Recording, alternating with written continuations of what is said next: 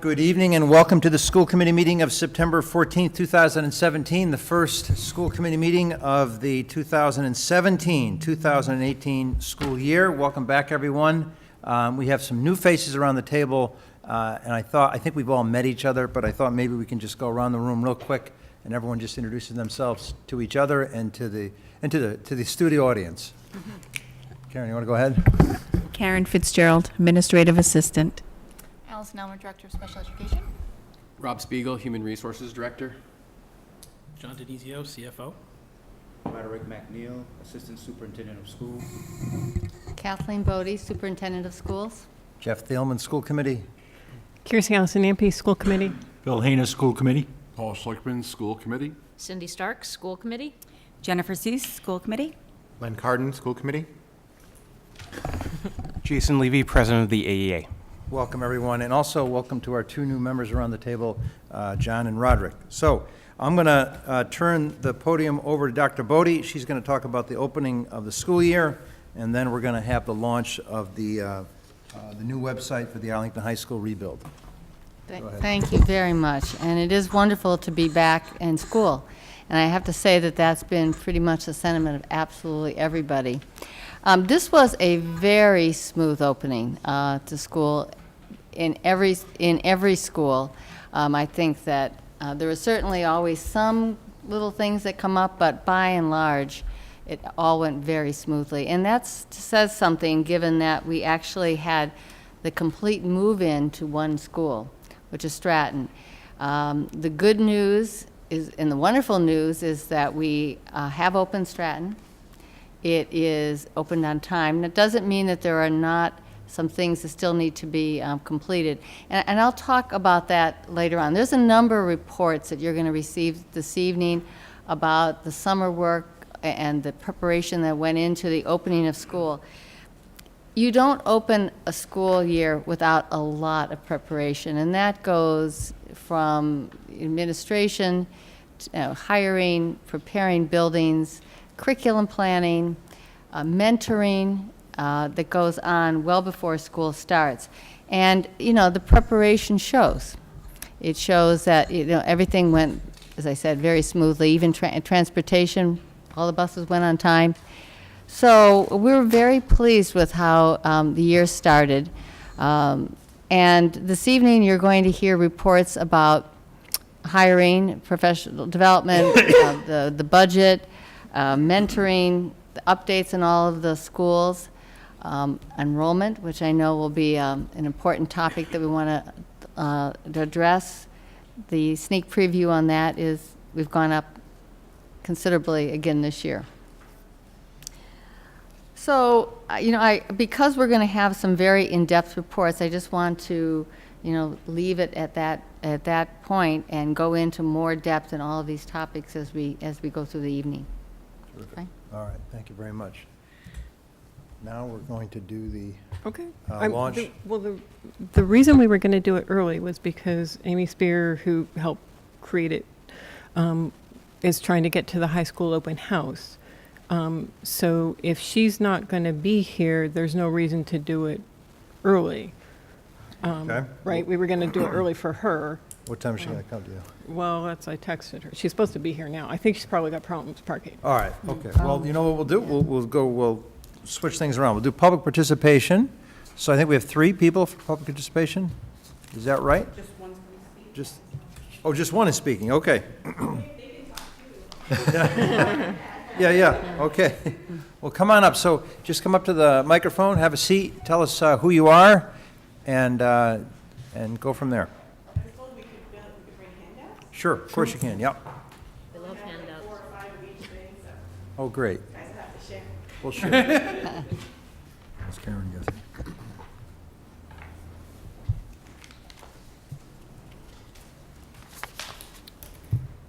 So my name is Gammy Maislin, and my husband Seth and I live in the Dallin School District with our 7th grade daughter and 6th grade son, who are both at Ottoson. Our involvement in this started just from wanting to write a kind letter of support for the ACE program, and it quickly snowballed into something that lots of other families cared about. So let me say outright I kind of hate the words gifted and talented. Just saying them makes me feel like I'm some elitist person who's going to alienate everyone in this room. So I hope you can approach that label in a scientific way. So here's an example of why we're here tonight. My friend's 11-year-old daughter is one of those scary gifted kids, and she told me last week how math is her least favorite subject in school because it's so boring. Thus, in spite of her considerable gifts and interest in advanced logic puzzles, she's not inspired to pursue advanced math in school because she never experienced it as interesting. Another friend's son started reading at age 2, as an example, and likewise, he was terribly unengaged during his elementary school years. And you know many children like this too, I'm sure. So I feel like these examples of disengagement are mini tragedies, right? Like lost opportunities to harvest the gifts of children into the world when they're most ripe. So, and it is a myth that high ability students don't need help and that they'll always do fine on their own. It's a tall, maybe unrealistic order to expect all teachers to be all things to all students. And these kids also deserve attention to their unique developmental experiences, including academic as well as social and emotional needs, if they are to reach their potential, which is why we're all here, right? So a program like ACE acts as a beacon to this population of kids. So our research turned up that there's bipartisan support within our country to develop the talent of the more than 3 million high ability learners in the United States, whose performance is falling behind that of students in other industrialized nations. And there's references on some of the material I handed out. I'm not making this stuff up. Failing to provide appropriate instructions to high ability students can actually hinder their development as well. And in many parts of the country, 15 states, the special needs designation includes students on both sides of the curve who need a variety of academic and social emotional support. In the past few years, every Ottoson exploratory non-core discipline has had additional teaching positions added to accommodate the growing town enrollment except for ACE. Arlington's strong academic record is a big part of why families move here. So we should support programs that maintain these high standards. In summary, we hope that Arlington will not inadvertently let the ACE program slowly dwindle down to nothing. We hope you'll instead consider growing the ACE staff to accommodate the growing town enrollment by adding another half to one full-time equivalent ACE teacher, including support at the Gibbs School. Thanks. Thank you very much. Thank you. Thanks for coming. Is there anyone else for? Okay. So just to repeat what I said to you earlier is that we listen to this, and then over the course of the meeting, if a member of the committee wants to speak to it, that may happen. If the superintendent wants to speak to it later, she might do that as well. But we don't respond directly during this part of the meeting. Oh, it's okay. Okay. Thank All you. right. So thanks very much for being here. Okay. Good meeting. Great. Mr. Chair? Yes, sir.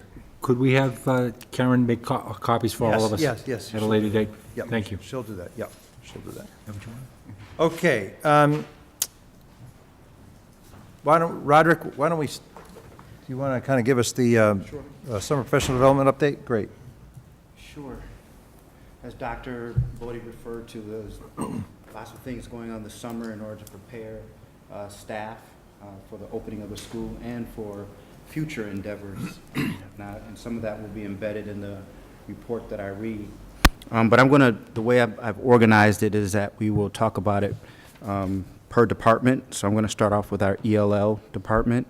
The ELL teachers continued writing ESL model curriculum units that began last summer, and they also added newcomer units for elementary ELL programming. The K through 8 ELL teachers worked on aligning the ESL model curriculum units from DESE with WIDA standards and created and edited lesson plans for these ESL model curriculum units as well.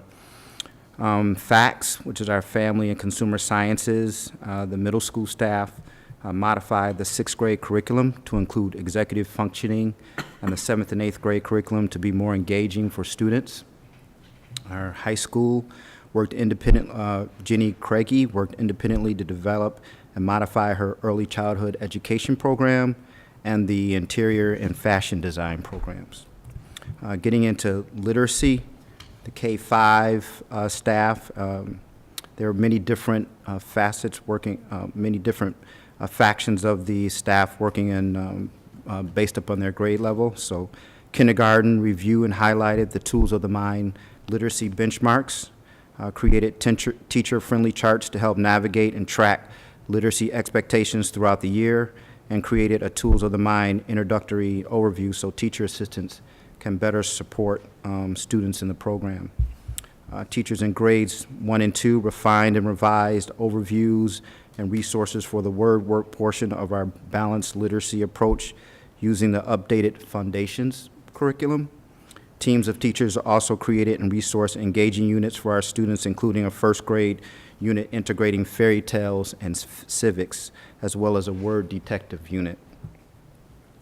Teachers in grades 3 through 5 worked on conferring and small group strategy work, writing about reading, also updated many units of study, including integrating ELA and social studies units. Our reading specialists attended workshops on motivating struggling readers, leveled literacy intervention for older students, and Just Right Phonological Awareness, which is a program created by Arlington's own Eileen Catazzoni, a reading specialist at Stratton. Our secondary ELA staff worked on structuring questions and expectations that assist with students taking ownership of the processes and content of each course. An example would be 6th grade looked at our approach to reading and literature as part of the preparation for Gibbs and Arlington High School teachers, aligning common assessments from grade to grade, and refining our approach to vocabulary in the 9th grade, and changes to the AP curriculum for grades 11 and 12. In math, elementary staff worked on a 4-day investigation workshop where they focused on core aspects of the program. You know, investigations is a new math resource that we're introducing at the elementary level. So core aspects of the program, including how the mathematics develops and a focus on grade level planning. And teachers also signed up for this workshop, also had an opportunity to earn 3 graduate credits from Framingham State. In math, teachers K through 12 also received planning days where they could work together in teams to review curriculum, update units of study, write goals, discuss instructional strategies, plan for support, and review assessment data. In science, our new science coach, Corey Bavuso, led a group of science teacher leaders, which are new science teacher leaders within science. They're using the literacy model of engagement of teacher leadership, and they're using that model in science. So they're going to look at creating model classrooms across the district. So they worked on revising the scope and sequence for each grade level. Each team created products that can be shared with colleagues to help streamline instruction of the new science FOSS kits. And we also worked on specific activities that align with the Massachusetts standards. And then decided to, we worked to make sure that we were making sure that the scope and sequence fitted within the allotted time that we have for science instruction. In social studies, teachers met to work on various social studies curriculum initiatives, including integrating ELA and social studies units for 1st, 3rd, 4th, and 5th grade. And the 5th grade also worked together to revise and review curriculum resources.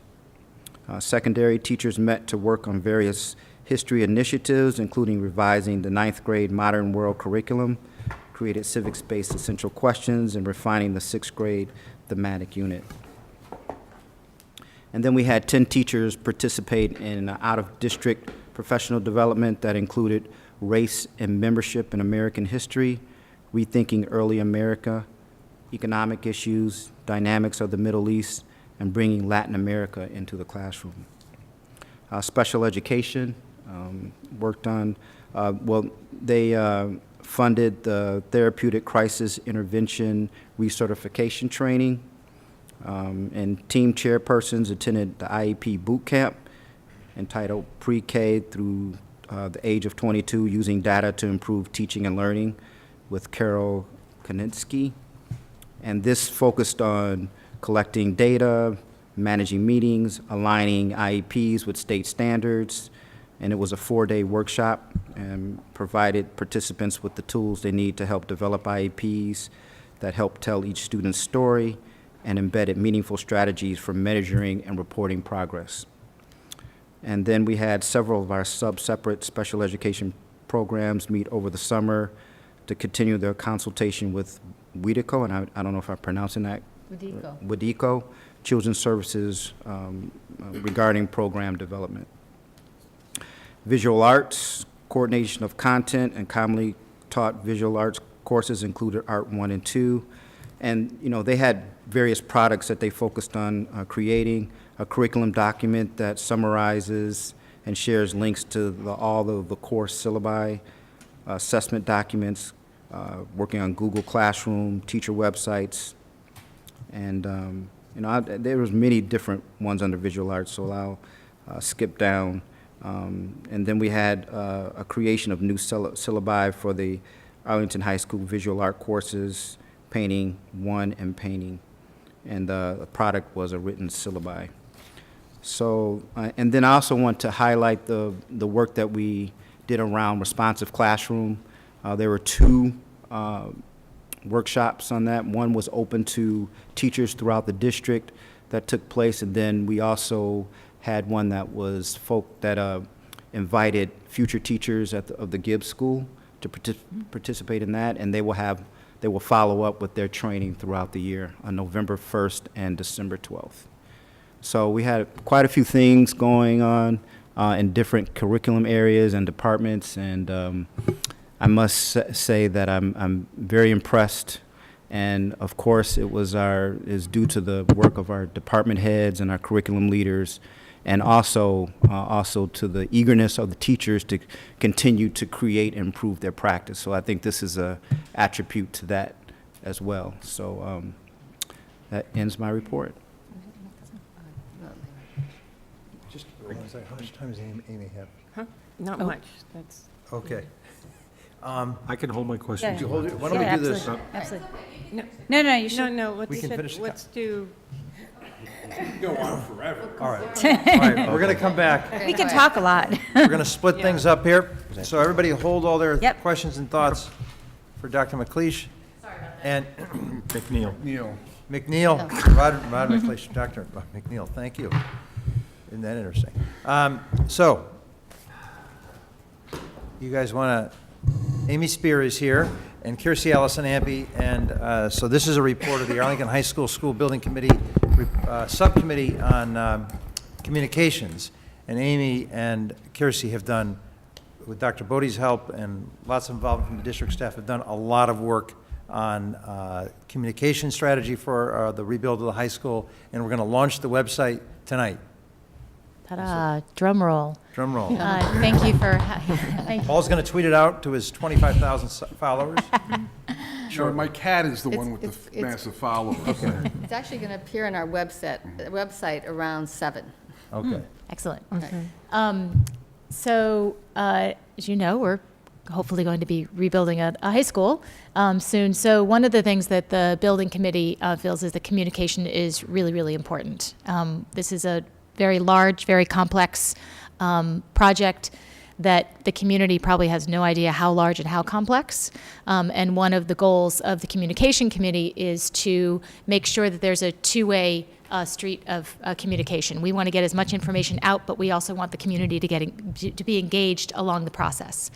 So one of the first things that we did as a subcommittee is to create a website. And we decided to hire a designer because we felt that the communication was extremely important.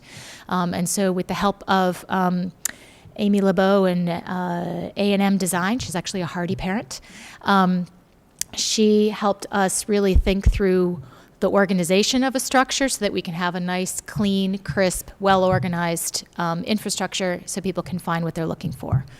So the URL is ahsbuilding.org or .com, doesn't matter, it'll redirect to .org. And if you just scroll up, you see the page What do you, You can't see the oh, we can't, header. sorry. Okay. There we go.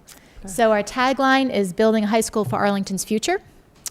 If you then scroll down, you can see this is just a nice clean homepage, kind of some of the main information, the main points we wanted to make about what the real needs are, being able to accommodate anticipated enrollment, the size of the classrooms and the state of the science classrooms, the NEASC warning letter that we've received, et cetera.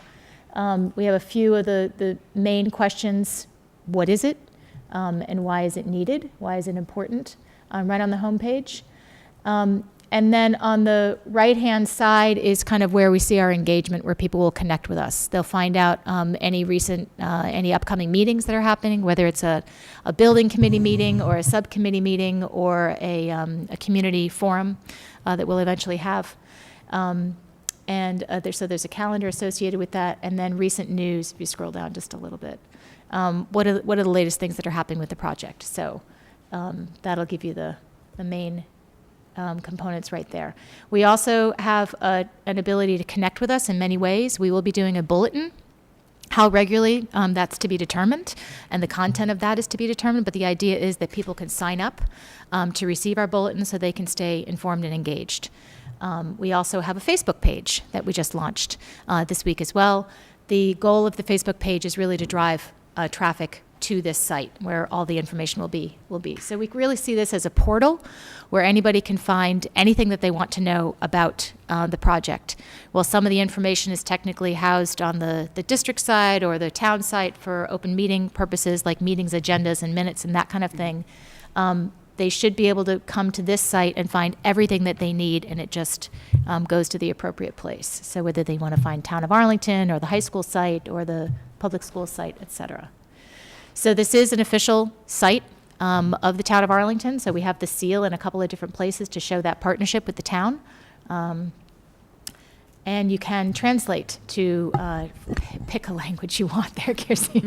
I'm worried I won't be able to go back. Don't pick Russian because you can't find English again. But for our diverse community, we've added Google Translate in there. Again, communication was key, so we really wanted to make sure that everybody in our community can access the site. We've also worked with the town webmaster, Joan Roman, to make sure that it's ADA compliant as well.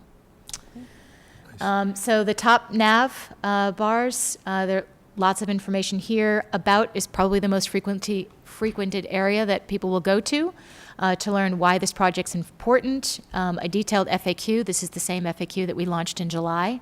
It's now housed here. Background on the building. A lot of people don't know the different constituencies that this building serves, that there are town offices here, that there's a preschool here, the lab services, et cetera, daycare, and timeline for the project, which you're probably wondering. Actually, why don't we just go to the timeline, since they're probably wondering what the timeline is, as an example. So this will be chronological, what steps that have happened to date. And the committee currently, obviously we're in the feasibility stage, the feasibility phase that was expected to last 16 to 20 months. The owner's project manager was hired in July. We are in the process of selecting a designer that should be completed by the end of October. And at that point, the project will really start to kick into gear. And probably around the beginning of the year, we'll start doing community forums, that kind of thing. The earliest construction could start is fall of 2019, with right now the anticipated completion is between 22 and 24. So again, all of this information is here. As that more information becomes available, it will be on this site. So news, we have updates that we'll post, press releases, media highlights, things that are in Your Arlington, The Advocate, The Globe, et cetera. So updates, let's go there as an example. This is just, hey, we launched a website today.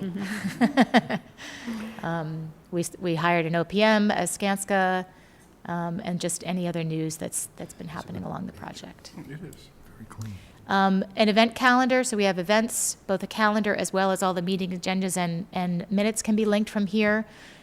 We've scheduled the next 4 meetings of the committee out here, so this is a comprehensive calendar of any meetings that will come up.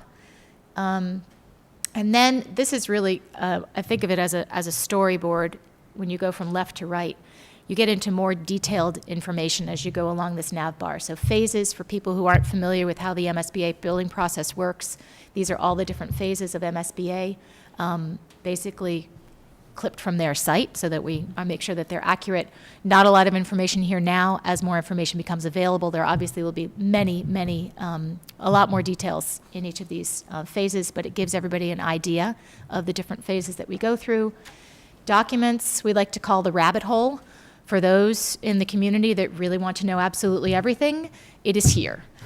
So all of the reports that have been up on the public schools site back from the initial NEASC letter in 2013, enrollment reports, the programmatic needs reports, what am I missing? The on-site insight report, any letters that we've received, any formal communication between us and the MSBA is here. RFPs for the designer as well as the OPM, it's all here. Again, it's a one-stop shop where those who want to go down the rabbit hole can. The team, right now it's the building committee, and the project partners, right now it's just Skanska, but we'll list any other partners that come along here. And then connecting with us, again, this is really one of the key areas for us. There are many ways along the site where people can email us if they have a question. They can sign up for the e-bulletin, or they can find us on Facebook. So. Thank you very much. Questions? I noticed under the agendas and minutes, it's your committees, subcommittees. Will you be doing the whole committee's minutes and agenda? They're all up there. Yep. They are Up there, yeah. If you go to events. Okay, I looked under meeting and agendas. Yep. Did I read it wrong? The building committee, they are there. We've had a lot of communications committees. Okay, all right. Oh, you've had more meetings of the committee. I We've got had it. more meetings in the committee. I got it. Yeah. Yep, they're all Yep, there. they're there. Yep. You're Some more of the most active- recent minutes haven't been The approved yet. subcommittee's so. meeting more often than the committee. The communications committee met quite a bit this summer. Yes. Great job. Yeah, so this is a committee effort. I wanted to show one. So we have the capability with this website to do some, what we think is sophisticated things. The accordions are nice for answering questions.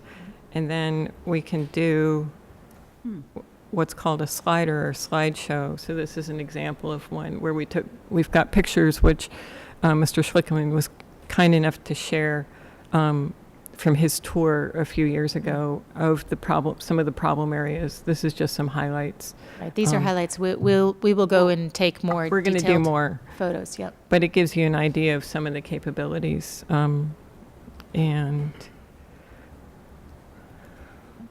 I think the rest of it is just exploring, seeing what's there, seeing what isn't, and telling us. But I just want to emphasize this has been, Amy has done a terrific job spearheading the committee, but this has been a committee effort. Absolutely. There's been, like you saw the minutes, we've been meeting a lot Yes. and coming up with everything that we thought people would want. But we felt very strongly that this project is huge, and we want people to know what's going on. We want people to feel involved. We want people to know how to get their opinions in, and we saw this as a real cornerstone to do that. So as we go along and you hear from the community, as I'm sure you will, about the project, please feed into us how our communication process is working. If there's something that people are looking for that we need to add and consider, please let us know. And I'm just assuming that if someone, it seems pretty comprehensive, but if someone doesn't find what they're looking for, they should email you under that email, contact us email. So yep, there's a committee email. It's ahsbuilding@arlington.k12.ma.us, and it goes to Karen Tassoni. Good. And she'll fan it out. And she'll direct it to the appropriate person. Okay. And just want to state, this is just the start of communication with the public. Once the designer's selected, Yeah. and that company gets selected and gets settled in at some point in the new year, probably, there'll be public meetings, and we'll put all that on the site, and so. Right. Great. Yeah. All right. Perfect work. I'm going to let you shut it down. Any other questions or comments? All right, Thanks. All right. to go to back to school night. Okay. Yeah. Thank you so much. Congratulations, and thank you Thank you. for all you've done, Amy. I'm and glad for- to see it live. Yeah. Thank you. All right. Dr. McNeil, I'm sorry we had to break things up a little bit. So, now, questions. Going back up to literacy under the K-5, Tools of the Mind, through you or Dr. Bodie, sometime during the year, could we get a report on what's been going on? It was a program that was interesting at the beginning, and I'd just like to hear an update of the successes and the things that have been going on Yeah. during the year. Be happy to do that.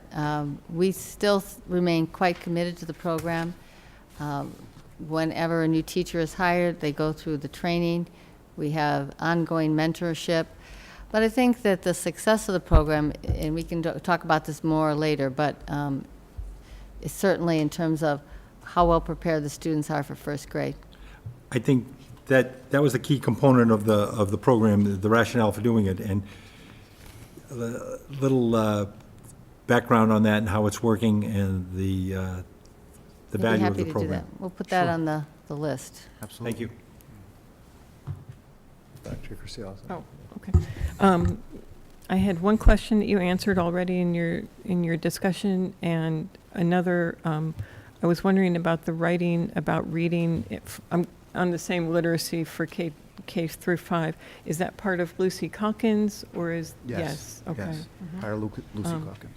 And then I had a comment just that I felt like your summary, reading it before our meeting, gave me a better sense of what happened over the summer and how it applies to the teachers and how it'll then apply to the students than I've ever gotten.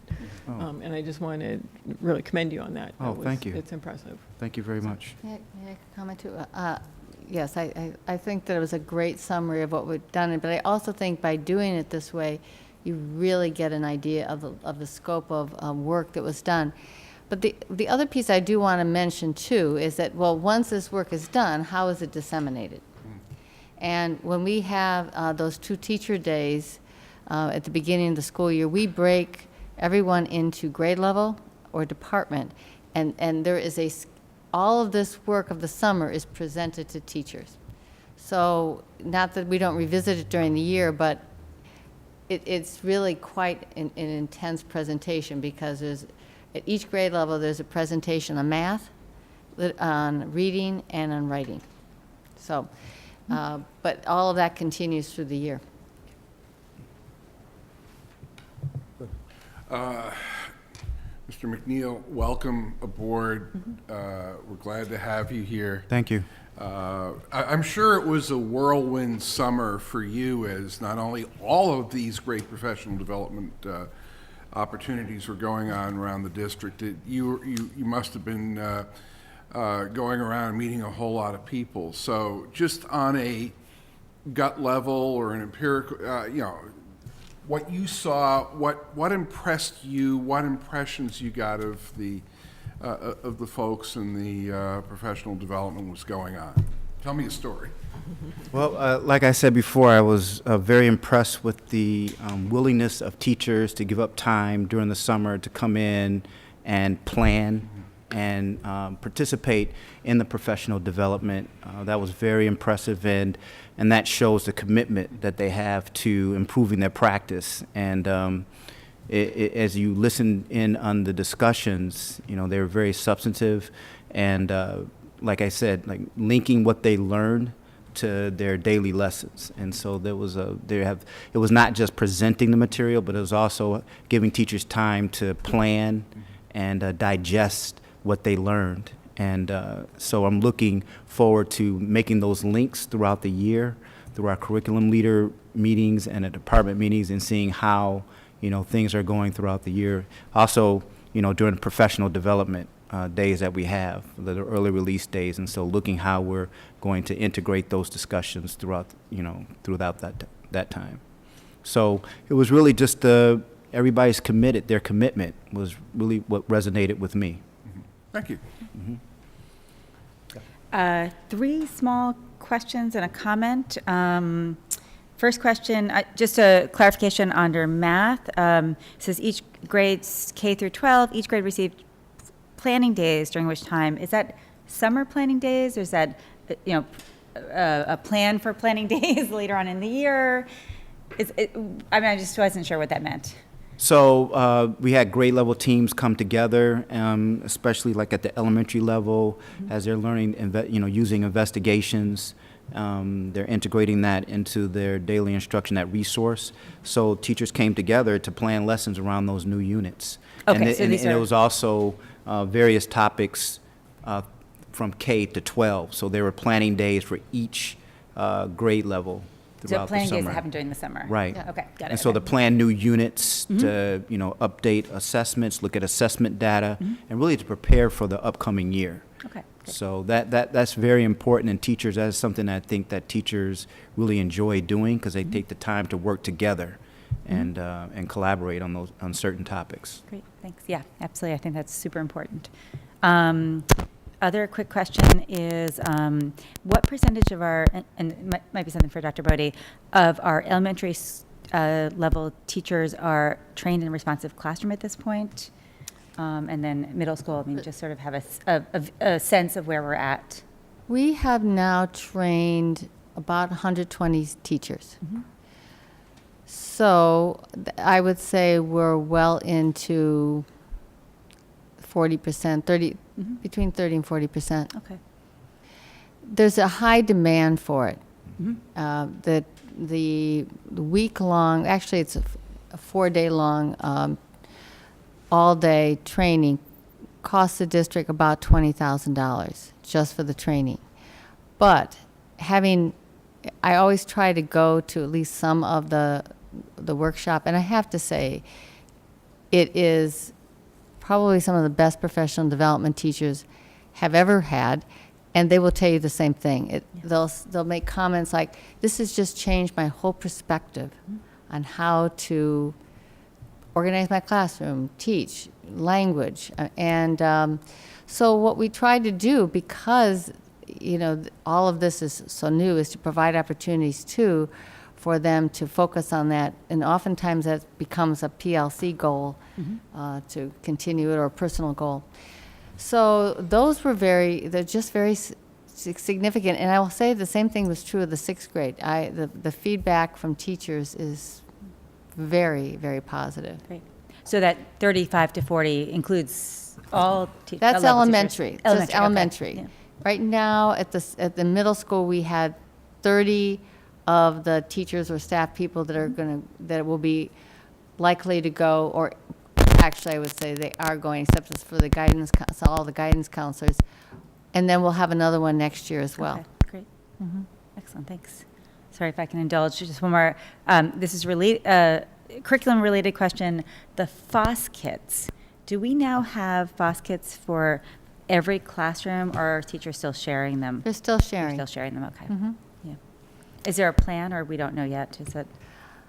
No, there's there's a been a plan. frustration. It's trying to get more kits for sure, because ideally, in the ideal world, every teacher would have all the kits. Right. And the reason why that would be terrific is that then at a certain grade level, you have They can them all do all it at teaching once. the same Yeah, unit at the same exactly. time for Yeah. collaboration.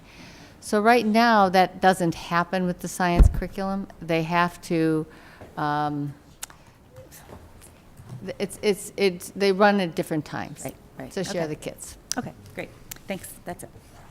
All right. Can I mention one more thing Yeah, about summer? yep. One thing we probably didn't omit is administrative professional development. This summer, all the administrators in the district participated together in 18 hours of professional development on cultural competency.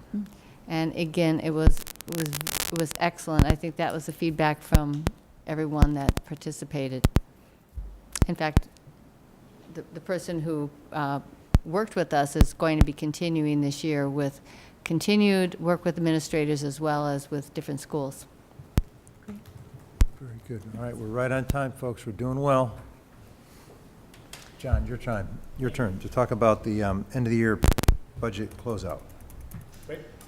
I just wanted to take an opportunity to update the committee on the status of the FY17 budget closeout process. I've often been accused of burying the lead, so I won't bury the lead here. We closed the year without a deficit, so that's some great news. It didn't look like that in the spring, but we have. This report you have in front of you is meant to be sort of a high-level report. It wasn't meant to trace the steps on how we got from the spring to the end of the year.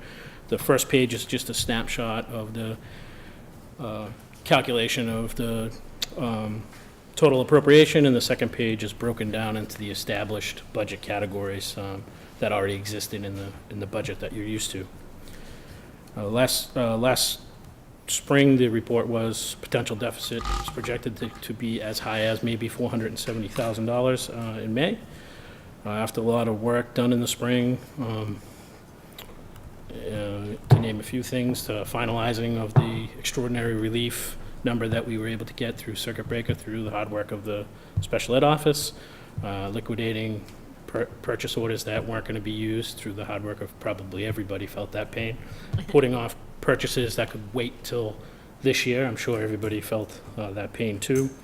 And the biggest win was after processing the final payroll, they had just projected all of the salary lines to spend out to what they were budgeted for. So after processing the final payroll, that was the biggest win in closing the gap, more than half of what the potential gap was. So as you can see, when the dust settled, we're, as of right now, revert back about just under $14,000.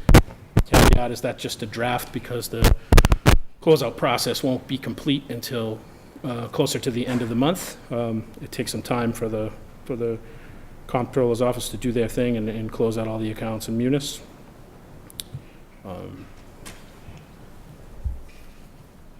I do want to comment on one thing about the processing the final payroll and then having that that win there. That I don't expect there to be as big a variance going forward because we're going to encumber payroll, and that's going to allow us to be able to track in real time how all the accounts look, and that may mean that some of them, when you get a detailed report, that some will have positives and some will have negatives and will work, but it will be real, and we'll know that those people are here and getting paid, rather than sort of guessing as you go, or trying to use a different system to try to tie that out. The next, this is a little bit timely because it wouldn't really make a lot of sense to report on spending so far this year, given that we don't have a whole lot of warrants in the summer. We don't spend a lot of money in the summer. We haven't even had a teacher payroll by the time August ends. We do expect to start up with the regular monthly reports starting in October, and we have a budget subcommittee meeting that will work on what those reports are going to look like. I'm not sure if anybody has questions on Schlickman. Do we need you to make any budget transfers to close out? So they would be symbolic. You have a budget policy. I wrote down the policy number, but I can't remember. BBJ. So I would suggest that we do that after the final closeout is done. That wouldn't really affect Munis, the accounting software, but it would affect. We could report based on your categories that you have established in that policy. So that would be maybe sometime in October, maybe even into November to nail that time. Good. Yeah. Could you just describe in greater detail the difference, how we're handling payroll differently now than we used to? So I'm just confused about the process. So we're not handling, the only part that's different is in the accounting software, you can encumber payroll. So basically the way, similar to the PO, if we were purchasing something, we encumber the money in payroll. So it holds that money. Okay. It's a big process when you first do it because you have to now take every employee, 800 and something of them, and encumber their. And we didn't do that before? We didn't do that before. Okay. The process has changed in the accounting software we use as Munis. Right. And it has become much easier to do it. And just feel like you need to do it with it being 80-something% of your budget. Yeah, absolutely. So we just made projections based on information before, and now we're actually saying, okay, we know we have this money that we're giving to this employee. Okay, great, thank you very much. Do you have a hand up, Len? Go ahead. So 2 questions. One was part of the plan for meeting the forecasted shortfall last year was taking money or spending money from, I believe, the visa fees, the foreign student account. Did we end up having to do that? Do you have that data yet? So we didn't have to go beyond the budget plan, taken from anywhere else to do that, to close the gap. And the other is more of a comment that we can discuss more at budget subcommittee, but one of the problems with this report and with the former monthly report is it's only the general fund. We voted a budget that was 62.6 million, not a budget that was 57 million, so we're missing a piece of the 5 million. So I think going forward, I would like to see the whole budget, regardless of what fund it's coming from, and we can sort of figure out where adjustments may need to be made from funding sources as we go through the year.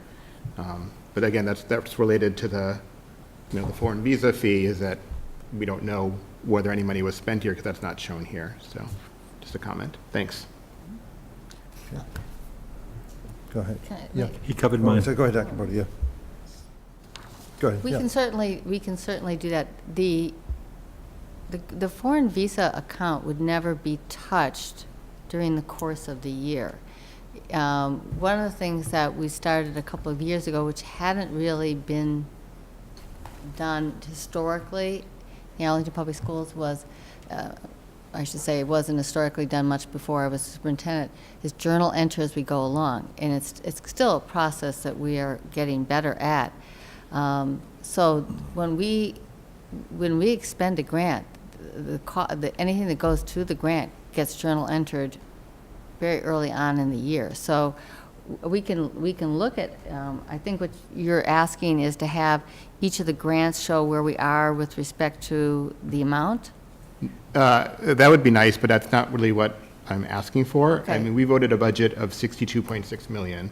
We probably spent around 62.6. We spent more because of the various additional funds that came in. So we probably spent closer to 63 million.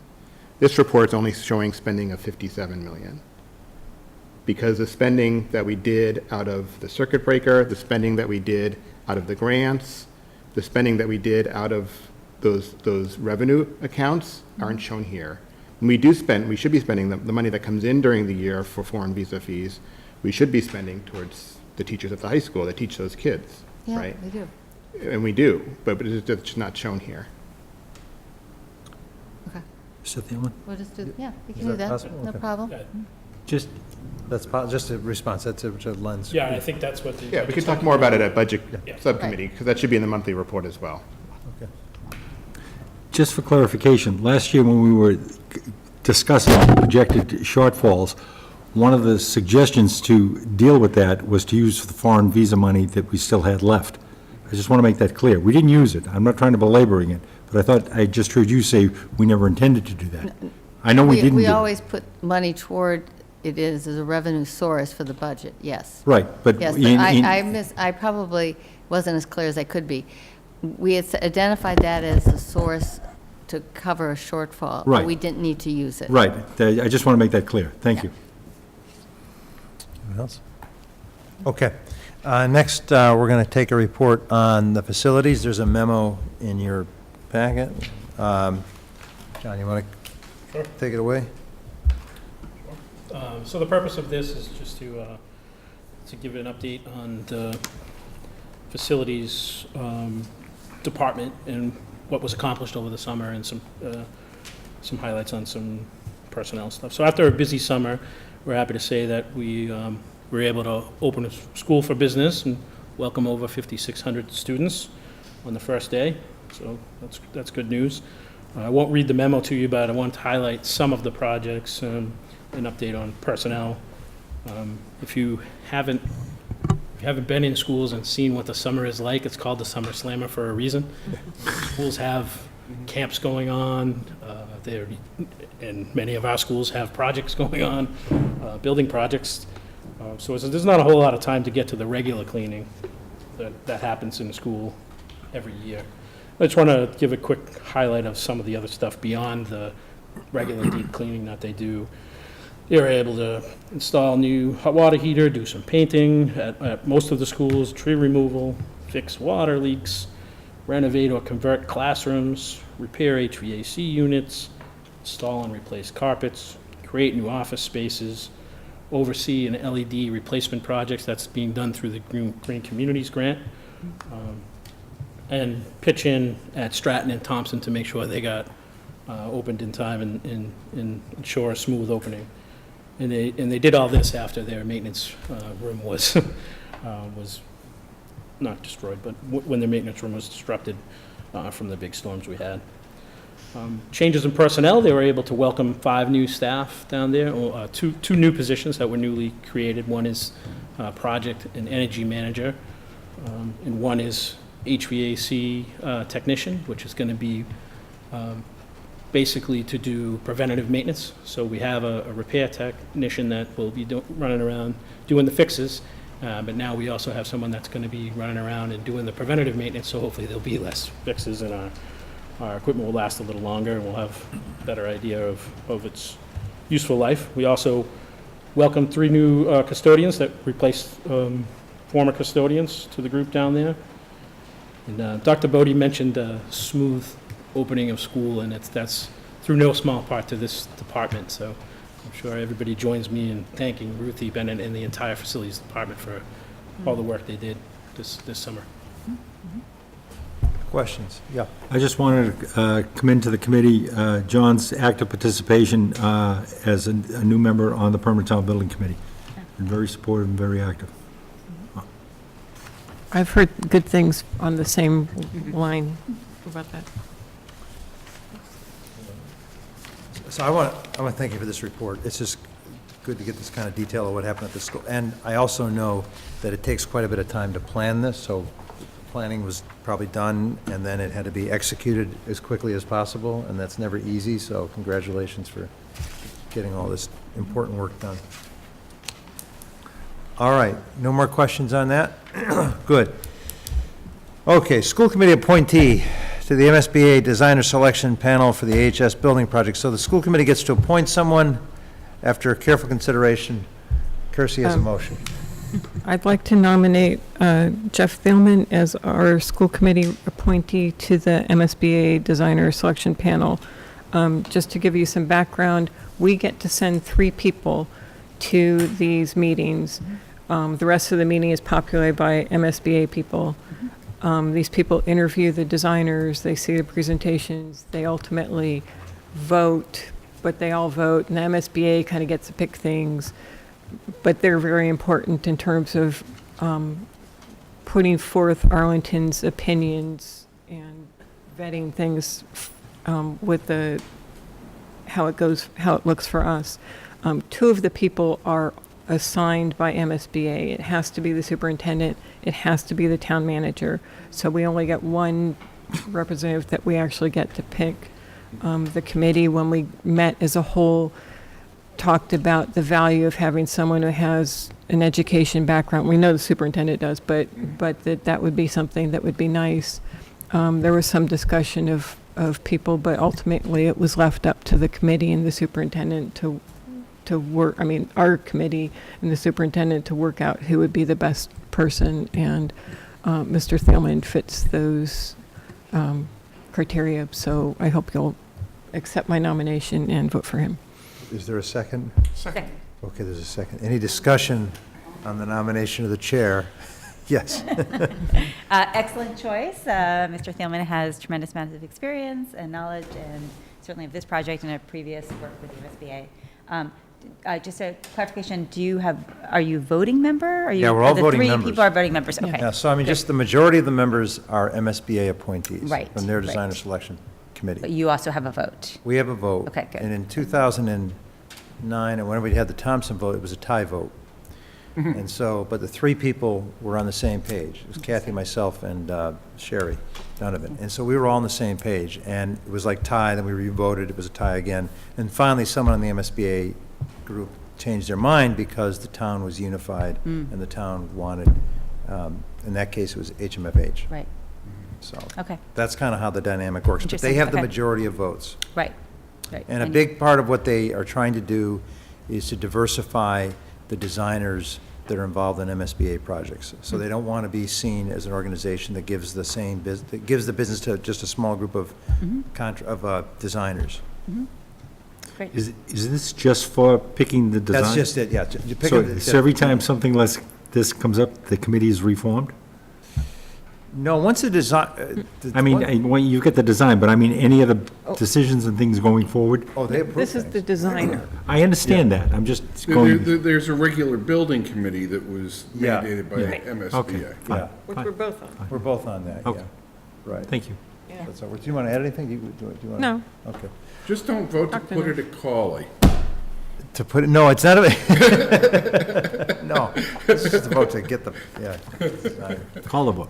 Yeah, it gets pretty, it's a big project, a lot of people are bidding on it, so we just know that. Well, we can say how many firms have applied and talk a little bit about the process. We do have a designer selection committee, Yes, and there'll be some discussion, but Arlington cannot rank our choices.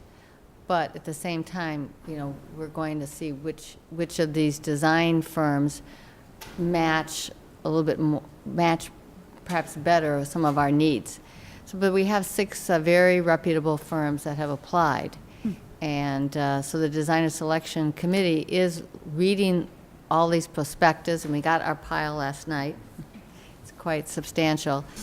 And we will go to MSBA on October 3rd.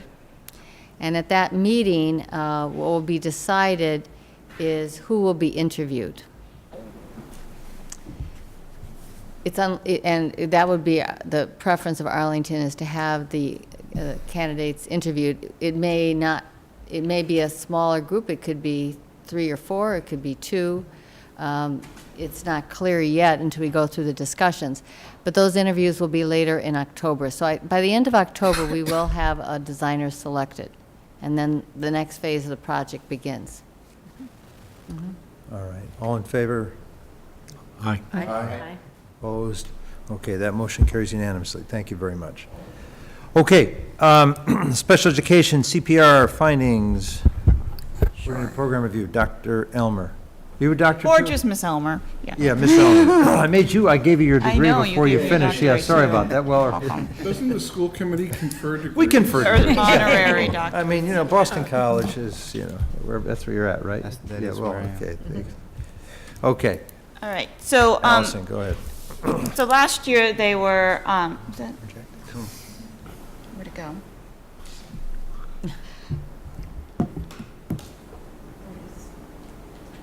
So when I advance it is when, okay, there we go. All right, so, they were on site last year for the 2016-17 school year, but it's a 2-year process because in the prior year, 2015-16, is when we did our own self-assessment. And the coordinated program review happens every 6 years by the Department of Elementary and Secondary Education. It is going to be changing to a new cycle starting in 2019, but the state's still working on what that is going to look like. It covers civil rights, English language education, and special education. I'm only presenting on special education tonight. It is the largest area in which they do the review. And as I just mentioned, it's a combination of a self-assessment and internal record review. In January through May is when we completed the self-assessment and record review, and then they came on site last November. Self-assessment includes a review of policies and procedures for the 57 criteria area in which we are audited. And then there's also an internal record review of 30 student records based on DESE selection criteria. So they'll have specific criteria for the record selection, preschool transition from EI, English language learner who had a discipline record, a high school student had, so they can get to the different requirements in all of those categories. And then, as I mentioned, when they come on site, they do additional record review. They pull about 10 more records. They do a facilities inspection, classroom observations, which are simply, they're not for quality of instruction or things like that. It's student groupings, equity of spaces, whatnot. They interview staff, which consists of general education, special education, administrators, teachers' assistants, and then they also do a parent survey as well as interviews with our CPAC and parents who wished to be interviewed. So they were on site in November. They released a preliminary report to us in April that we had 10 days to respond to the findings, to correct any factual areas, contest any areas of findings, submit additional information that was necessary. And then in June of 2017, they released the final report. We then had 20 days to respond and create a corrective action plan, which was then submitted to the DESE for approval. And we received approval for that at the beginning of July. So tonight what I'm going to present to you is a condensed version of the 42-page CPR finding and the 21-page corrective action plan. So I've combined them together for you tonight so that you know both what the finding was and then what we're doing to correct it. They issue a one-year compliance date. They issue a one-year compliance date, but there's progress reporting requirements throughout. And sorry, I'm trying to go through two screens. The findings can be commendable, implementation in progress. This one is very rarely. It's when they change a regulation so that people wouldn't have had time because the guidance was issued maybe at the start of the year, but they're on site within that school year. Partially implemented, as well as not implemented or not applicable. So we had 13 areas of non-compliance. All of these areas were found to be partially implemented. And then what I'm going to go into is the detail of what those areas of finding were. When they were on site in 2011, we had 21 areas of finding. So while we're obviously, concerned about 13 areas of finding, we have made significant improvements from the last time they were on site. You can receive the full report as well. It's a public document. Both the special ed, the report and the corrective action plan are online at the DESE website. So any questions just about the process before I proceed with the findings? So as I mentioned, there are 57 criteria area. So it's SE6 is the special ed 6 is the criterion. This one is for when students turn 14 years of age. There's a requirement around transition and including the student in these meetings. The finding was that at times they were not including the student who was 14 or older or inviting them to attend the meeting. As part of the corrective action plan, we're required to do a root cause analysis, find out why that's happening. In this particular case, there is not that students who are 14 or older are not getting invited. It's that if a student is turning 14 within the period of their IEP, they are required to be invited. So what we found is staff was looking at the birth date. They were 13, but the IEP period carried over for their 14th birthday, and so they were not being invited at the age of 13 when they should have been. So what we're doing to correct that is we have implemented training. We've already completed that. We used our return to school time when we have department meetings to go over this requirement with the staff around that. And then we have to develop an internal monitoring process to make sure that the training is effective. So we have created a quarterly review process where we're going to be sampling records and kind of pulling randomly to make sure students who are of that age are getting invited. That's obviously ongoing. That'll be going on throughout the year. We have to report on those record reviews to the state at their progress reporting dates in November and March. The next area was SE7, which is age of majority, which is a similar requirement, and that is when students turn the age of 18, they gain decision-making authority. They can either choose to share that with their parent, they can have sole decision-making, or in rare cases, if a student is found by the courts to be unable to make decisions, then the parent would maintain custody. A similar issue, what was happening is that prior to your 18th birthday, so a year in advance, you are required to be notified that when you turn 18, this is going to happen. So typically that happens at the IEP when the student's 17. But similarly, the finding from the department was students sometimes turn 17 in the middle of their IEP. So if you didn't have it when they were 16 and they were turning 17 during that period, they might not have an IEP meeting until they're 17 years and 2 months. That doesn't meet the requirement of a year notice. So again, we've implemented training so that staff are going to be checking the birth date, make sure that they're not, if they are turning 17 within that year, they are providing notice. And that's simply at the IEP meeting, you discuss, this will be coming up when you turn 18, you and your family will need to make this decision. And so, we've implemented training around this. We've also created a tracking system. The other piece of that, when they do turn 18, is when they need to come in and sign that age of majority as well as their IEP. Ideally, it should happen on their 18th birthday. What our practice has been is when they have their IEP during that time, we've been doing it then, but not when they turn on their 18th birthday. So we've developed a system to track that as well. Notification will go out to the student upon their 18th birthday.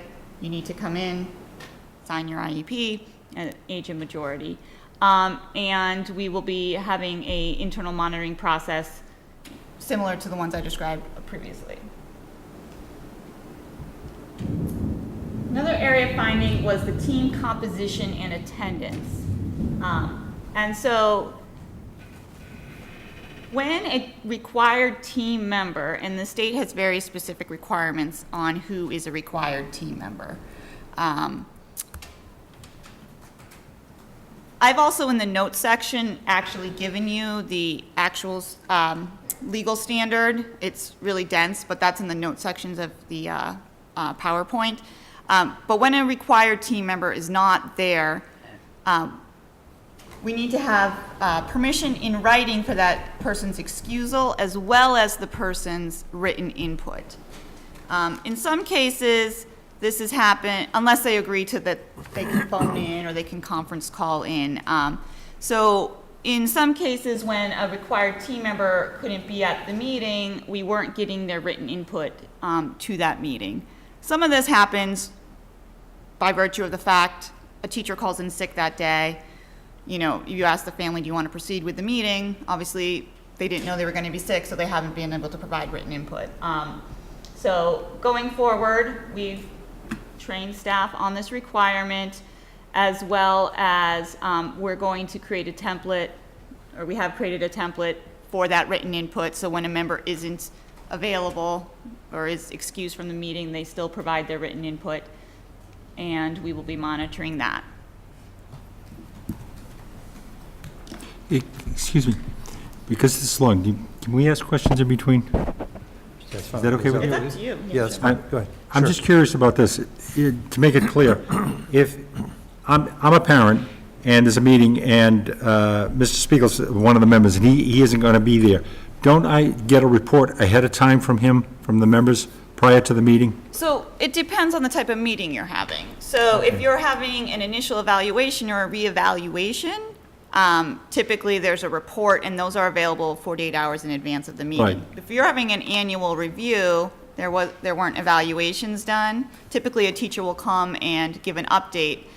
To be honest, this is most frequently happening with a general education teacher is excused from the meeting. We have the parent's permission to excuse them, because what happens is, in that scenario, call the parent, tell them, unfortunately, Mr. So-and-so, Mr. Spiegel is out today. Would you like to proceed with the meeting without him? Get their permission, but then we haven't been getting his written input after the fact. In that case, on that day, the parent can choose, no, I want to reschedule and wait. We can say, Mr. Spiegel can call you and answer individual questions, or Mr. Spiegel is going to send you written input. I understand that. I was under the impression that all meetings of participants would have some sort of communication ahead of time so that people come to these meetings. These meetings are required for the purpose of some decision-making, continue with an ed plan, modify the ed plan, or eliminate an ed plan, and variations of, so that people are coming to the meeting prepared. And I just didn't understand this. So you're saying that there are possibilities of meetings where individual participants would not have written a document ahead of time? Yes. I mean, frequently in an annual review situation, you're not determining eligibility. People are bringing goals and objectives, or special educator or the OT is bringing updates to the goals and objectives. But a general educator who's coming to the meeting to give their input into the IEP for an annual review wouldn't have a report or evaluation. Oh, I'm just misunderstanding, because I always thought that there is a decision to be made at these meetings going forward, and for a decision to be made, someone or some group are making a recommendation, and that recommendation is based on input from all the members of the team, which would include the general ed teacher as well, either supporting it, rejecting it, offering modifications. That's why I'm saying, to me, going forward, it would be a good idea to require everyone to have the written materials prepared, not to leave it on to the parent to decide to make this communication later on. I think that's where sometimes it falls down, when it's left to the parent, and then the parent turns around and says, I never said that, and it's a he said, we said.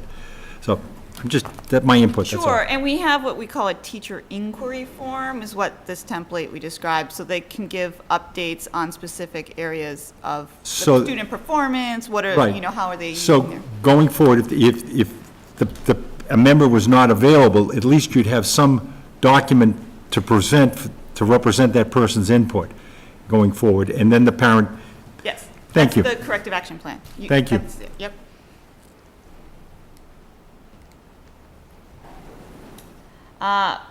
Progress reports and content. So parents are required to be notified at least as frequently as a student who does not have a disability is notified of their progress. So that's generally the report card period. What the finding was is that we have been issuing the progress reports when we are supposed to, but there are two very specific questions that you need to answer when responding to a progress report, and those are, what is the student's progress toward the annual goal, and is the progress sufficient to enable the student to achieve the annual goal by the end of the period?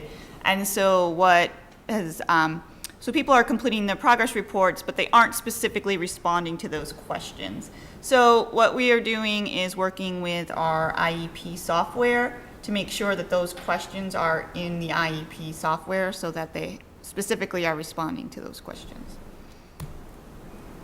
Thank you. Yeah, of course. What was your root cause analysis on that one?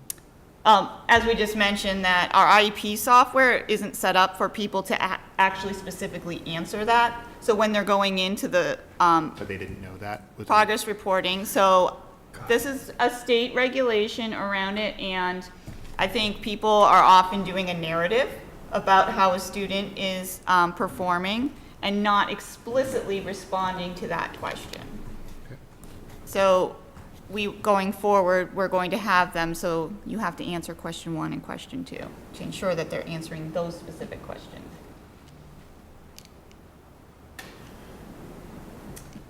So as I mentioned, we have trained them, and we're working with our IEP software. And then again, we will, at the reporting period, which is as frequently as the report cards, the team chairpersons are going to be checking for compliance prior to sending out the progress report. So before it goes home, checking to make sure that it meets that criteria. And then the second layer of that is the special education administrators will be doing random sampling of records for compliance. So review and revision of IEPs. There's a requirement, obviously, to meet annually on an IEP. That means an IEP lasts 364 days, you know. And what has been happening is that we weren't always holding the meeting on or before the anniversary date. And if we had gotten agreement with the parent to extend it, we weren't documenting that this was rescheduled at parent request. So this is one in which the DESE and the Bureau of Special Ed Appeals has a different interpretation of the requirement. And previously, the DESE wanted you to go forward, give 3 attempts, have a meeting. If a parent can't be there, have the meeting before the anniversary date.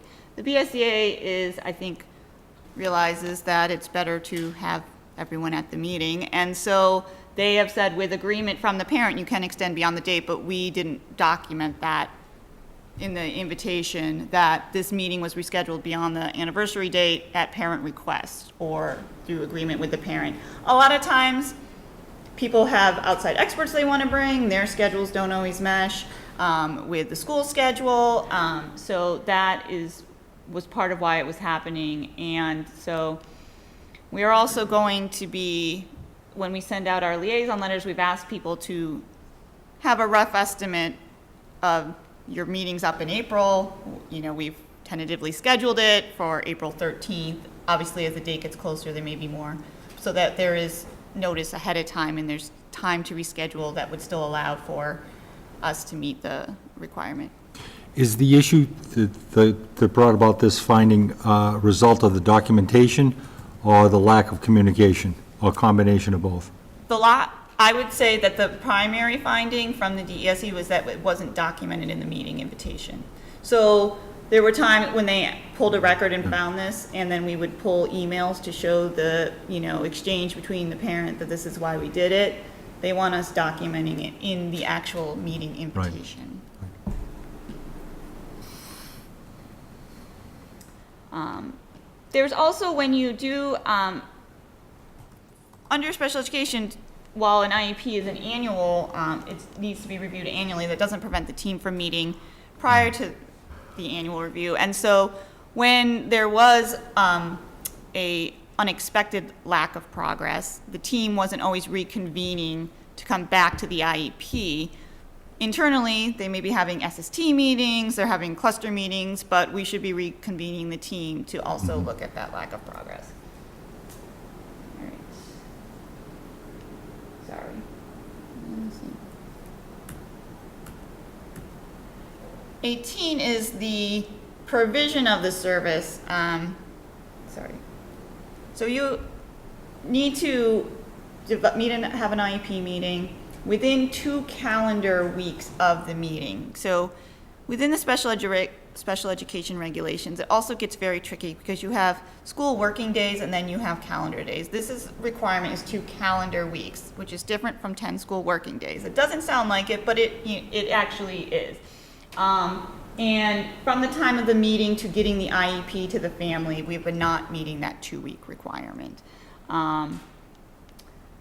And you're also required to send 2 copies. We send 2 copies of the IEP, but it's not getting out to the family in time. So we have created a timeline from starting at the meeting. You exit the meeting. You have 2 days to get, as a participant, you have 2 days to get your reports paperwork to the team chairperson, so the team chairperson can review that, send it back for any, editing or whatnot. Then it also needs to go to the building principal for their review. Once they review and sign it, then it needs to go out. So you can see how that can quickly, if you work in a school, that can quickly add up. And so we have created a timeline that's a little bit tighter so that will allow to ensure that it is out before that 2 calendar weeks. Team chairpersons will primarily be the ones monitoring this and working with building administrators to notify if they require assistance in getting paperwork. And then building administrators, special education coordinators will be reviewing this monthly data at the building level to see if there's any additional follow-up staff member training or supervisory follow-up that needs to go on. And then we will be annually reviewing it as well. So this is a very technical one. So it's least restrictive program selected, but it's actually what's called the non-participation justification. So there's a portion of the IEP in which whenever a student is going to be removed from the general ed setting, it's called the non-participation justification. So checkbox, no or yes, but then you need to give a justification of why they need to be removed in order to deliver their services in that setting outside of the general ed classroom. And that really speaks to the emphasis and the belief in inclusion, and that the general education classroom should be the primary place, which goes back to that idea of least restrictive environment. So when we do remove them, we need to be more detailed and the reasons why we can't deliver that service in the classroom, why the nature of the instruction is such that it can't be delivered in the general education classroom, or if a student's in a sub-separate program, why the nature of their disability and the supports that they receive cannot be delivered in the special ed classroom. It's actually primarily 1 or 2 sentences on the IEP, but we need to make sure that we're being more descriptive with them. Isn't this, though, considered a change in the IEP, which would include the team coming together? No, so when you create an IEP, after you go through the process and you Right. determine placement, you then have to answer a question of if the So service part of the new is out. IEP, part of the new IEP is the removal. Anytime you create an IEP and you're what we call C-grid services, when the student's going to be removed from the general ed setting, Okay. whether it's for speech and language, whether it's for academic support, you need to say why you have to do it in order to deliver that service. Misunderstood. I thought this was during the actual IEP, the IEP was being changed and there was a removal. This is part of the IEP. It's just a portion of the IEP. I understand. Thank Yeah. you. So I think also what is important to note along this is, obviously, some of these are very technical. This is an audit of compliance with regulations. It's not an audit of the quality of our programming, the expertise of our teachers, or, the quality of the service delivered to students. These are strictly compliance measures and where we are on those compliance measures.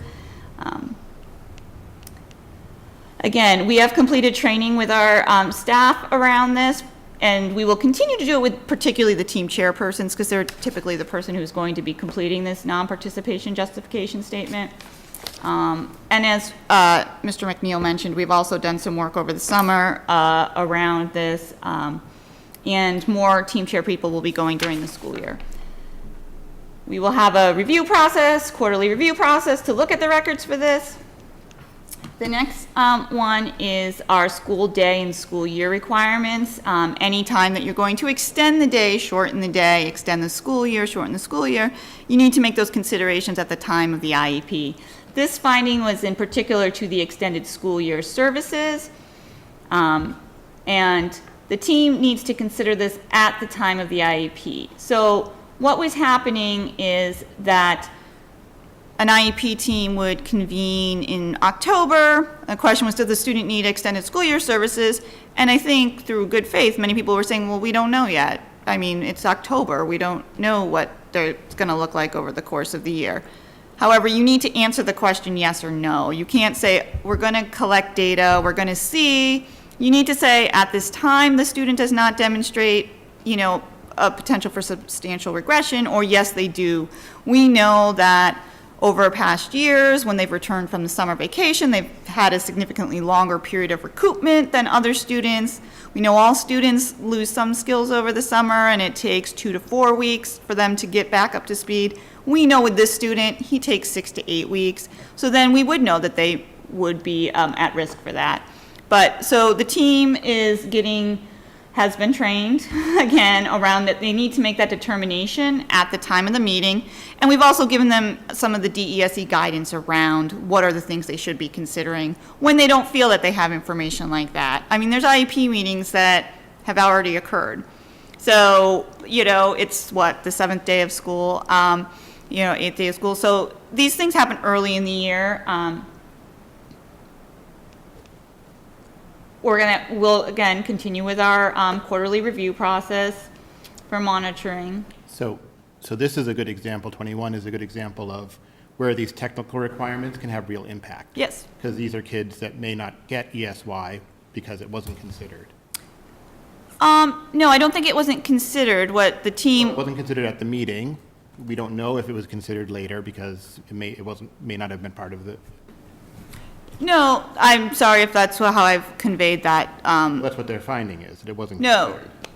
So the finding is that if it wasn't considered, again, like I said, at the time of the meeting in October, that doesn't mean that the team didn't then reconvene in May and determine that they need the services. But when they were doing it in October, they may have said, let's wait and see and go back to the record. The other thing is the DESE doesn't give us a specific record they're referring to. They need at least 2 records to corroborate a finding, but they don't tell you if they found it in 14 records or if they found it in 2 records. Right.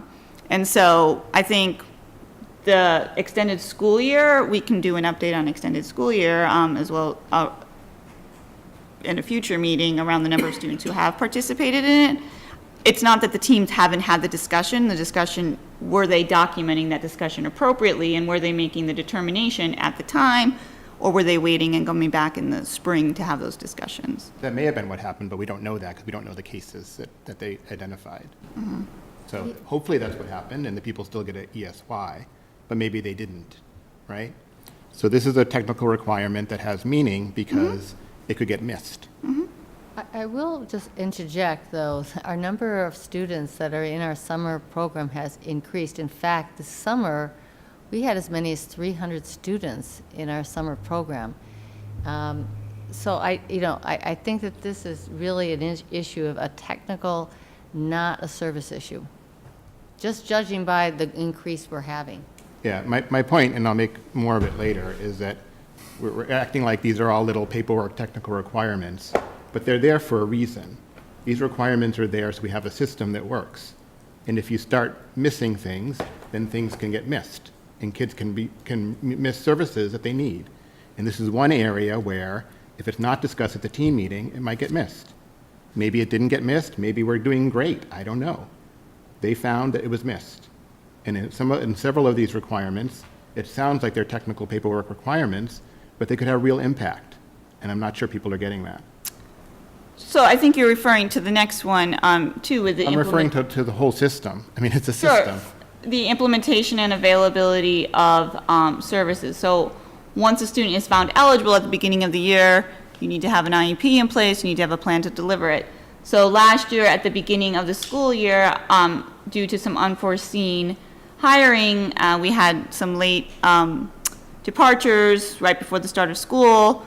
Took us a while to rehire somebody. And at the Dallin Elementary and the Brackett, there were students who were not seen for speech and language services, or at Brackett for OT services. They didn't begin until October.